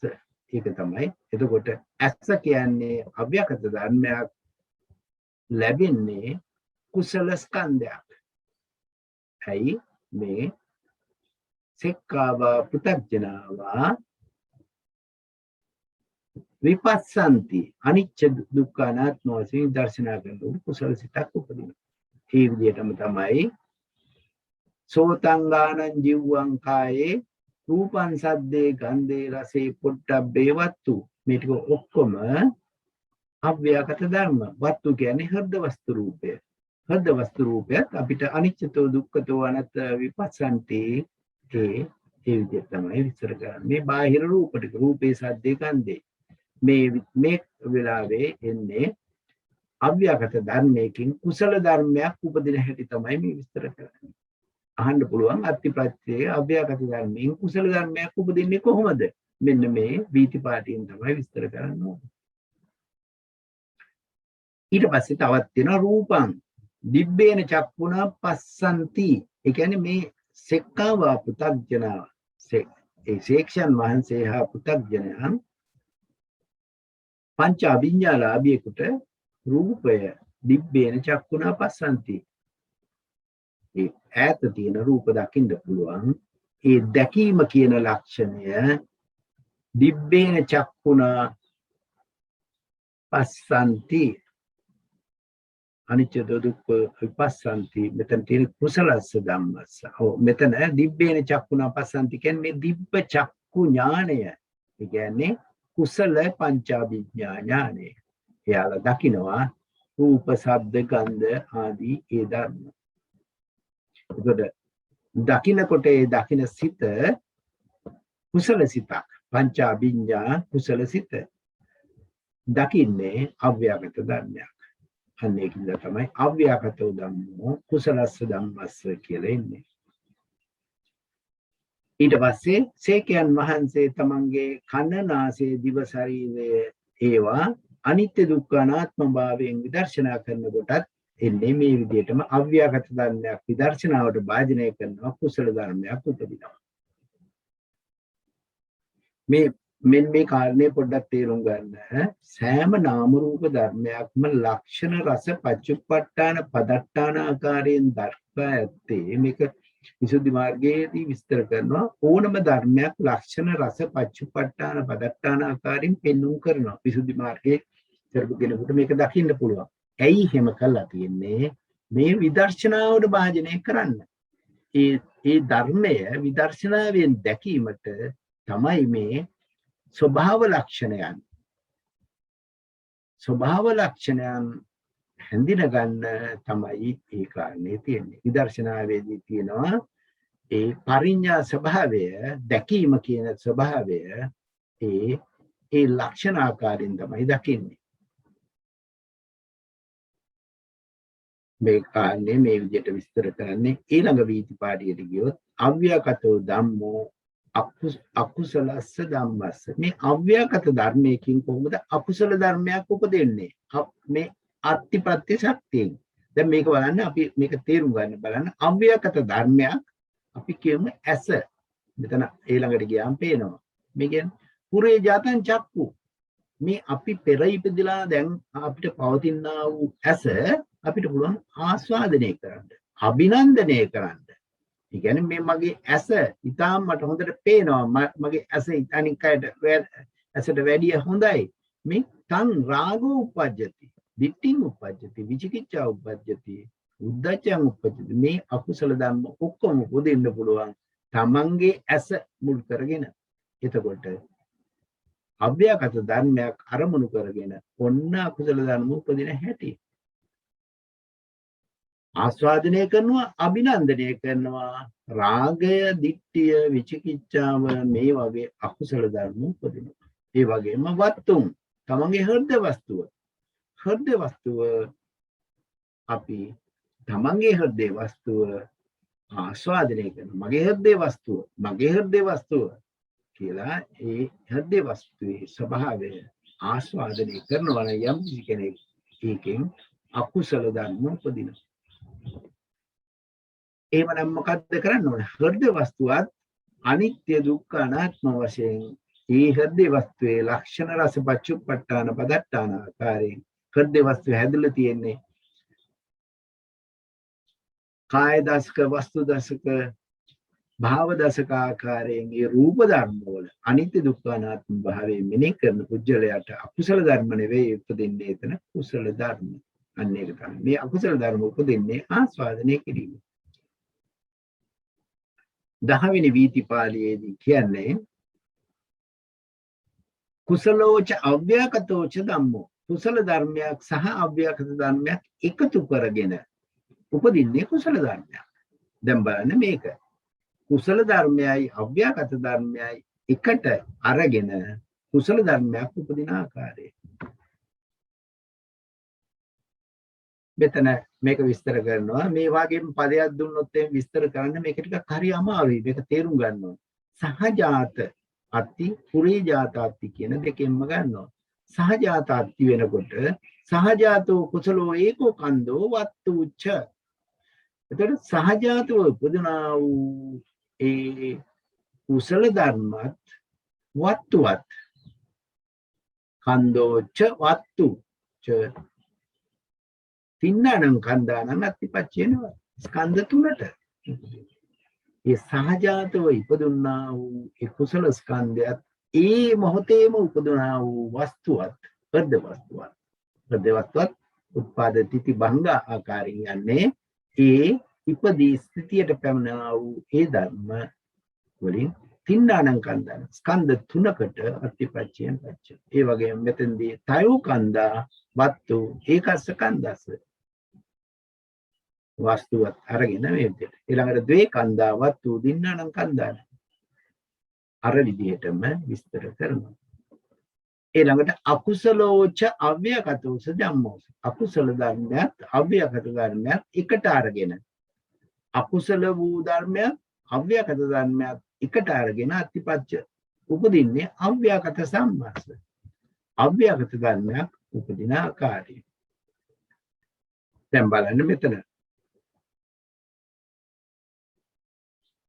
11 මෙතන කුසලෝච අව්‍යාකතෝ ධර්ම. කුසල ධර්මයක් අව්‍යාකත ධර්මයක් එකතු වෙලා උපදින්නේ අව්‍යාකත ධර්මයක්. එතකොට මෙතන කුසලයි අව්‍යාකතයි දෙක එකතු වෙලා අව්‍යාකත ධර්මයක් උපදින හැටි. මෙතනදි කියනවා පච්චාජාතා කුසල කන්දා රූප ජීවිතේන්ද්‍රය. රූප ජීවිතේන්ද්‍රයත් එකට අරගෙන ඒ ධර්ම වලින් උපදිනවා කටත්තා රූපාණං. හටත්තා රූපාන හටත්තා රූප වලට මේ කර්මජ රූප වලට ඒ ස්ථිතියට පැමිණියා වූ කර්මජ රූප වලට උපකාර කරන්නේ කවුද? පච්චාජාතා කුසල කන්ද. අපිට මේ දැන් උපදින්නා වූ කුසල ස්කන්ධය සහ රූප ජීවිතේන්ද්‍රය කියන ධර්මය අර චතු සමුට්ටානික රූපකයෙන් හටත්තා රූප වලට විතරයි උදව් කරන්නේ. මොකද රූප ජීවිතේන්ද්‍රය නිසා. අන්න ඒක තේරුම් ගන්න එතන. ඊළඟට ඒ වගේම අකුසලෝච අව්‍යාකතෝච ධම්මෝ. අකුසල ධර්මයකුත් අව්‍යාකත ධර්මයකුත් අකුසල ධර්මයට උපකාර කරන හැටි. එතනත් ඒක විස්තර කරනවා. සහජාතෝ අකුසලෝ ඒකෝ කන්දෝ සහජාතෝ ච පුරේ ධාතෝ තවත්තු. අර ඉස්සලා අපි කුසල වලට කිව්වා වගේමයි ඒක තයෝ කන්දා වත්තු ඒකත් කන්දස්ස ද්වේ කන්දා වත්තු දින්නානං කන්දාන. ඊට පස්සේ 13 වෙනි වීතිපාළයේදී පෙන්වන්නේ අකුසලෝච අව්‍යාකතෝච ධම්මෝ අව්‍යාකතස්ස ධම්මස්ස. දැන් බලන්න මේක ભેදය. අකුසල ධර්මයකුයි අව්‍යාකත ධර්මයකුයි එකතු වෙලා අව්‍යාකත ධර්මයකට අත්තිපච්චේන පච්චෝ. මේක එකපාරට තේරුම් ගන්න අමාරුයි. මේක කියවන්න කියවුවොත් කියවනකොට මේ කාරණේ තේරෙනවා. මේ කාරණේ තේරුම් කරගන්න එක තැනකට අරන් තියෙනවා බොහෝ කාරණා එකට රැස් කරලා. ඒකයි අකුසල හා අව්‍යාකත ධර්මයක් අව්‍යාකත ධර්මයකට කොහොමද අත්තිප්‍රත්‍යයෙන් උපකාර කරන්නේ කියලා.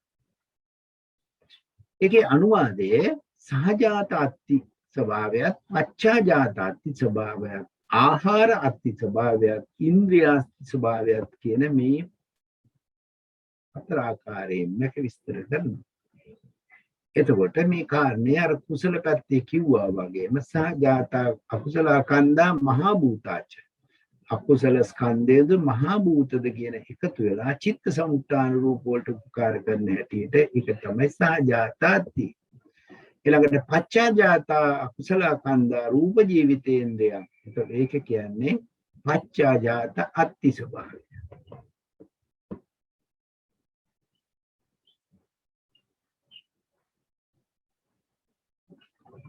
ඊට පස්සේ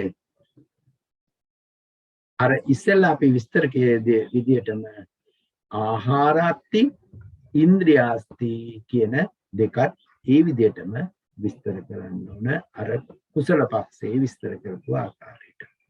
මේක ඊටාම මේක සියුම් විදිහට දකින්න ඕන. මේ කාරණා ටික දැක්කොත් තමයි අත්තිප්‍රත්‍යේ ශක්ති ස්වභාවය දකින්න පුළුවන්.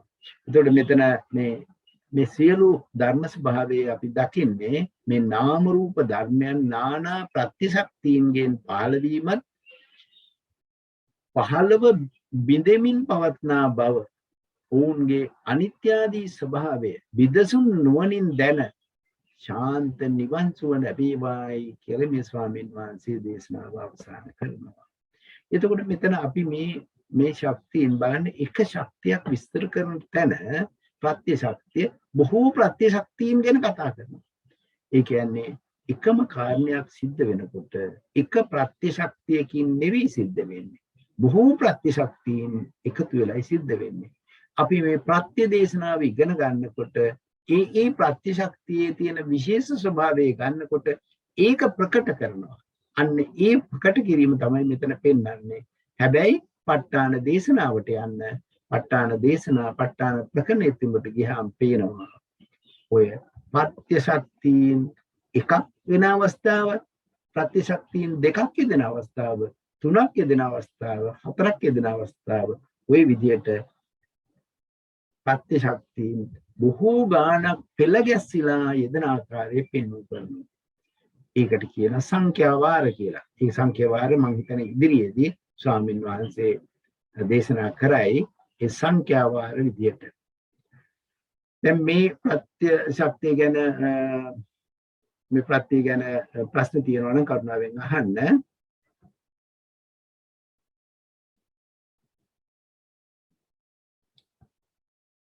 මේක ඊටාම දීර්ඝ දේශනාවක්. ස්වාමින් වහන්සේ ඊළඟ දවසේ කරනකොට නැවතත් සමාජයට මේ ප්‍රතිශක්තිය ගැන කතා කරයි. ඊළඟට තියෙන්නේ නත්ති විගත අවිගත තුනත් එක්කලා අති ප්‍රතිශක්තියේ ස්වභාවය ගැන සාකච්ඡා කරයි. දැන් ඕනම ප්‍රශ්නයක් අහන්න.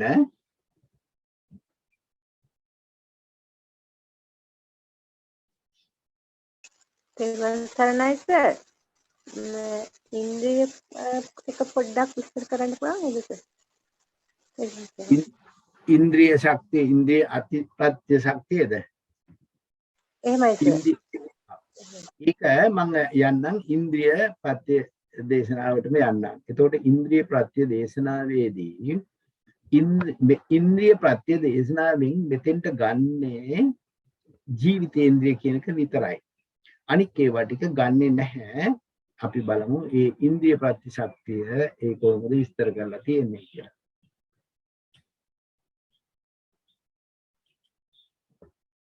ඉන්ද්‍රිය ප්‍රත්‍ය ශක්තියේදී විස්තර කරන තැන අපි සහජාත ඉන්ද්‍රිය, පුරේජාත ඉන්ද්‍රිය, පච්චාජාත ඉන්ද්‍රිය කියලා කොටස් තුනකට බෙදුවා. ඊට අමතරව බෙදුවා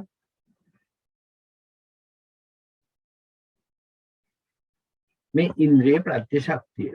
ඉන්ද්‍රිය ප්‍රත්‍ය කියනකොටම ඉන්ද්‍රිය 22ක් අපි ඉගෙන ගත්තා. මතකද ඉන්ද්‍රිය 22. මේ ඉන්ද්‍රිය ප්‍රත්‍ය ශක්තියේදී ඉන්ද්‍රිය 22ක් දේශනාවේ විභාග කරනවා. ඒ කියන්නේ චක්කු ඉන්ද්‍රියේ ඉඳන් චක්කු සෝත ගාන ජීවා කාය ස්ත්‍රී ඉන්ද්‍රිය පුරුෂ ඉන්ද්‍රිය ජීවිතේන්ද්‍රිය මන ඉන්ද්‍රිය. මෙන්න මේ ජීවිතේන්ද්‍රිය කියන එක කොටස් දෙකකට බෙදෙනවා. රූප ජීවිතේන්ද්‍රිය සහ නාම ජීවිතේන්ද්‍රිය කියලා කොටස් දෙකක්. මේ රූප ජීවිතේන්ද්‍රිය කියන්නේ ජීවිතේන්ද්‍රිය රූපය. ජීවිතේන්ද්‍රිය රූපය අපි දන්නවනේ කර්මජ රූපයක් විදියට රූප කලාප ඉගෙන ගන්නකොට අපි මේ රූප ජීවිතේන්ද්‍රිය කියන එක ඉගෙන ගන්නවා. ඒ රූප ජීවිතේන්ද්‍රිය කියන එක තමයි රූප ධර්මයන්ගේ ආයුෂ පවත්වන්නේ. රූප ධර්මයන්ගේ ආයුෂ පවත්වන්නේ රූප ජීවිතේන්ද්‍රිය. නාම ධර්මයන්ගේ චෛතසික ධර්මයන්ගේ ආයුෂ පවත්වන්නේ නාම ජීවිතේන්ද්‍රිය. නාම ජීවිතේන්ද්‍රිය කොහෙද තියෙන්නේ කියලා කියන්න පුළුවන්ද කාට හරි? පරමාර්ථ ධර්ම තුල. හදේ වස්තුව තුල සර්. නාම ජීවිතේන්ද්‍රිය කියන්නේ චෛතසිකය. ජීවිතේන්ද්‍රිය චෛතසිකය. සබ්බචිත්ත සාධාරණ චෛතසිකය. මේ අපි යන්නේ පරමාර්ථ ධර්ම තුලින්මයි. කොහෙවත් මේවා වෙන තැනක තියෙනවයි කියන එක නෙවෙයි මේකේ තේරුම. ඒව වේදනා සංඥා සංඛාර විඥාන හතරෙම තියෙනවා කියන එක ඉන්නේ කියන්න ඕනේ. නාම ජීවිතේන්ද්‍රය. සංඛාර ගොඩේනේ තියෙන්නේ. ඒ වේදනා සංඥා සංඛාර වේදනා සංඥාවල කොහෙද තියෙන්නේ ජීවිතේන්ද්‍රය? සංඛාර ගොඩේ තියෙන්නේ. අපි ඇත්තටම හොඳට ඔක ධාතු කතාවේදී විස්තර කරන්නේ ජීවිතේන්ද්‍රය කියන්නේ චෛතසික ධර්මයක්. චෛතසික ධර්මය කියන්නේ ජීවිතේන්ද්‍රය. මේක ජීවිතේන්ද්‍රය කොටස් දෙකකට බෙදෙනවා. නාම ජීවිතේන්ද්‍රය සහ රූප ජීවිතේන්ද්‍රය කියලා. නාම ජීවිතේන්ද්‍රය කියන්නේ ජීවිතේන්ද්‍රයේ චෛතසිකය. සබ්බචිත්ත සාධාරණ චෛතසික හත කියන්නකෝ බලන්න කවුරු හරි. පස්ස වේදනා සංඥා චේතනා ජීවිතේන්ද්‍රය මානසිකාරය. දේ මානසිකාරය. ඒ ජීවිතේන්ද්‍රය කියන්නේ ඒ ජීවිතේන්ද්‍රයේ චෛතසිකය තමයි. එතකොට හැම සිතක් තුළම මේ ජීවිතේන්ද්‍රිය කියන ඒ ඉන්ද්‍රිය ස්වභාවය තියෙනවා. ඒක තමයි ඒ චෛතසික. හැම සිතකම උපදිනකොට සබ්බචිත්ත සාධාරණයි. හැම සිතක්ම සබ්බචිත්ත සාධාරණ කියලා අපි දන්නවනේ. හැම සිතකම ඒ චෛතසික ධර්ම වල ජීවිතේන්ද්‍රිය කියන චෛතසිකේ ඇතුළත් වෙනවා. අන්න ඒක තමයි ජීවිතේන්ද්‍රිය නාම ජීවිතේන්ද්‍රිය. තව මේකේ ජීවිතේන්ද්‍රය කියනකොට රූප ජීවිතේන්ද්‍රය කියලා එකක් තියෙනවා. රූප ජීවිතේන්ද්‍රය ඉගෙනගෙන තියෙන්නේ කොහෙද කියලා කියන්න පුළුවන් ද කාට හරි මහත්මයෙකුට? රූප 28 කියනකොට රූප 28 ජීවිතේන්ද්‍රිය රූප කතා කරනවා නේද? කොහොමද රූප 28 වර්ග කරන්නේ? අර රූපේන්ද්‍රය 8න් එකක් රූප ජීවිතේන්ද්‍රය. දැන් අපි කර්මජ රූප මහා භූත රූප 4යි. ඊට පස්සේ අපි කියනවා ප්‍රසාද රූප 5යි. ඊට පස්සේ හෘද රූපයයි. ඊට පස්සේ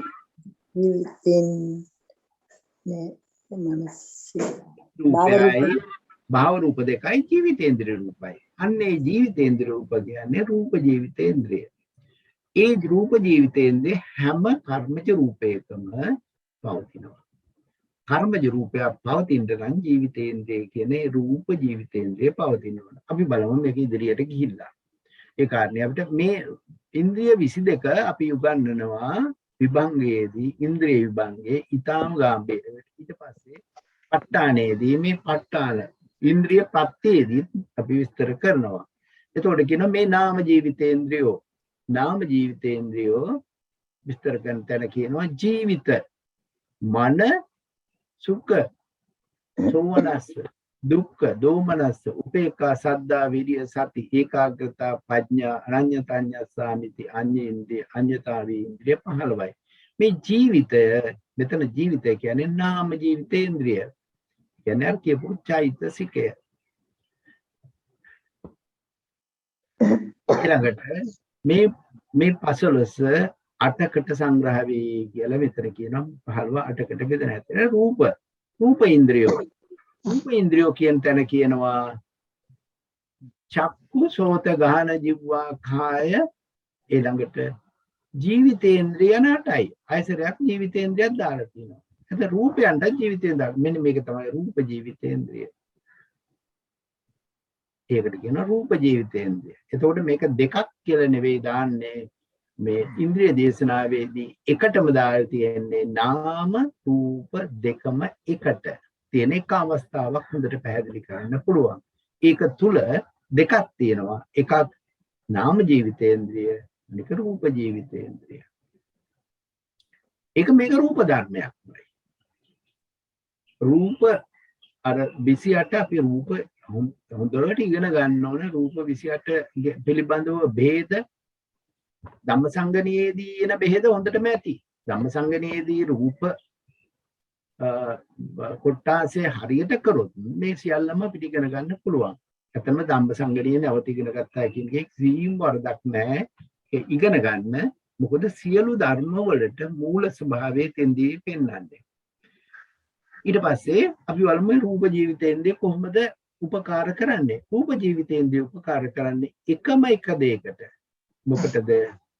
කර්මජ රූප වල පැවැත්මට. කර්මජ රූප වල පැවැත්ම ඇති කරන්නේ රූප ජීවිතේන්ද්‍රිය. අනික් නාම ජීවිතේන්ද්‍රිය සාමාන්‍ය අනික් ඉන්ද්‍රිය ධර්ම වගේ සද්දා විරිය සති සමාධි ප්‍රඥා කියන මේ ඉන්ද්‍රිය ධර්ම වගේම නාම ජීවිතේන්ද්‍රියත් උදව් කරනවා. එතකොට මේ රූප ජීවිතේන්ද්‍රියේ තියෙන එකම කෘත්‍යයයි ඒ මොකද්ද? කර්මජ රූපවල පැවැත්ම ඇති කරන්න.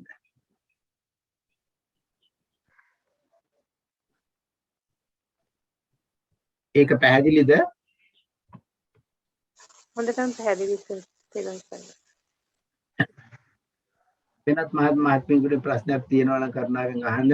මේ කාරණේ නැවත නැවත කියවන්න, නැවත නැවත බලන්න.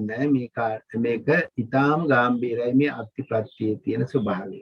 මේක නැවතත් අපි කතා කියවනකොට තව දෙයක් ඉගෙන ගන්න පුළුවන්.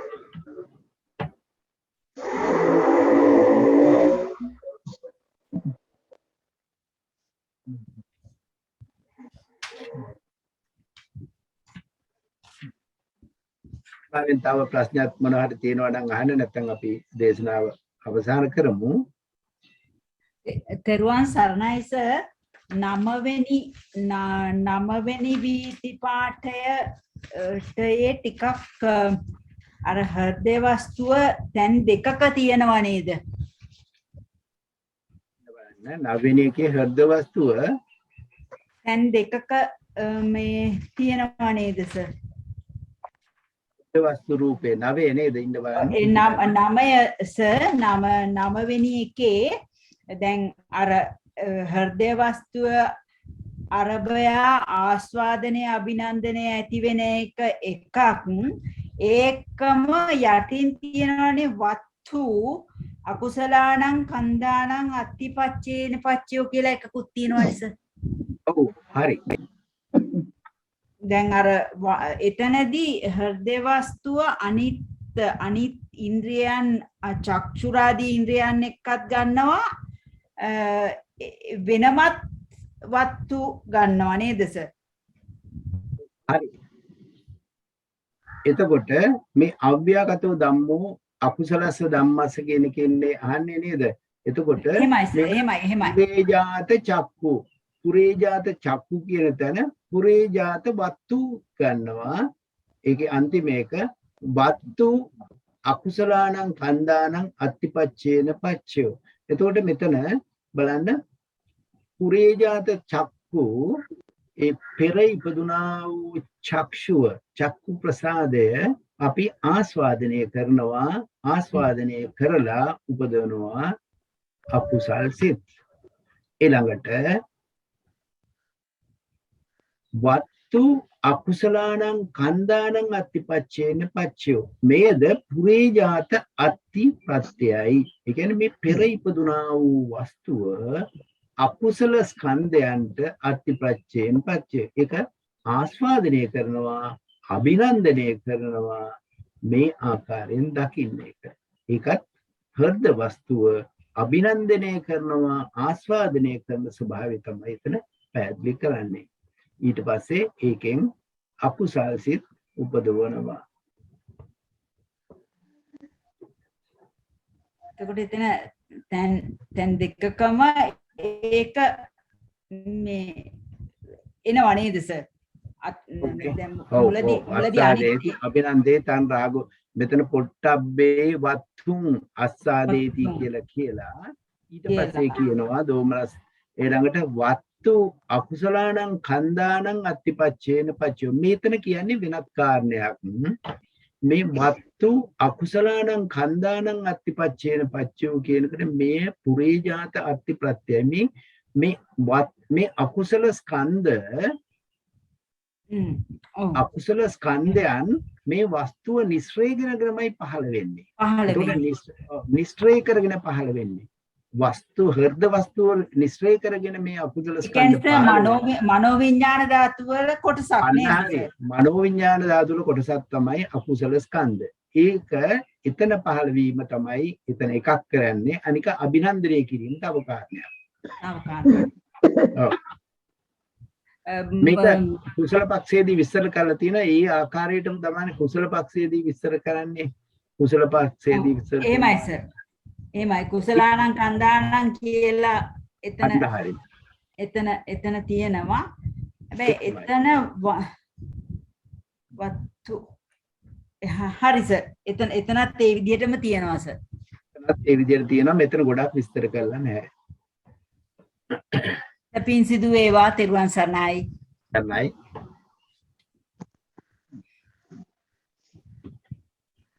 එවනම් අපි වෙන ප්‍රශ්න නැත්නම් අපි දේශනාව අවසන් කරමු.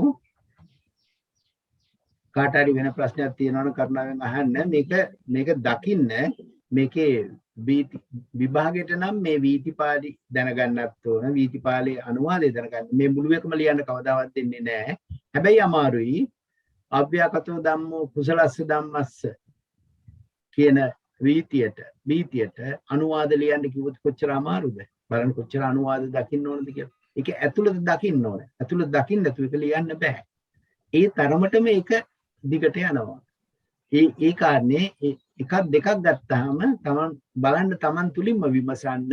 එතකොට තේරෙයි මේක අමාරුයි. මේක කරන්න ඕන. කරනකොට තමයි තේරෙන්නේ මේ ධර්ම ස්වභාවය.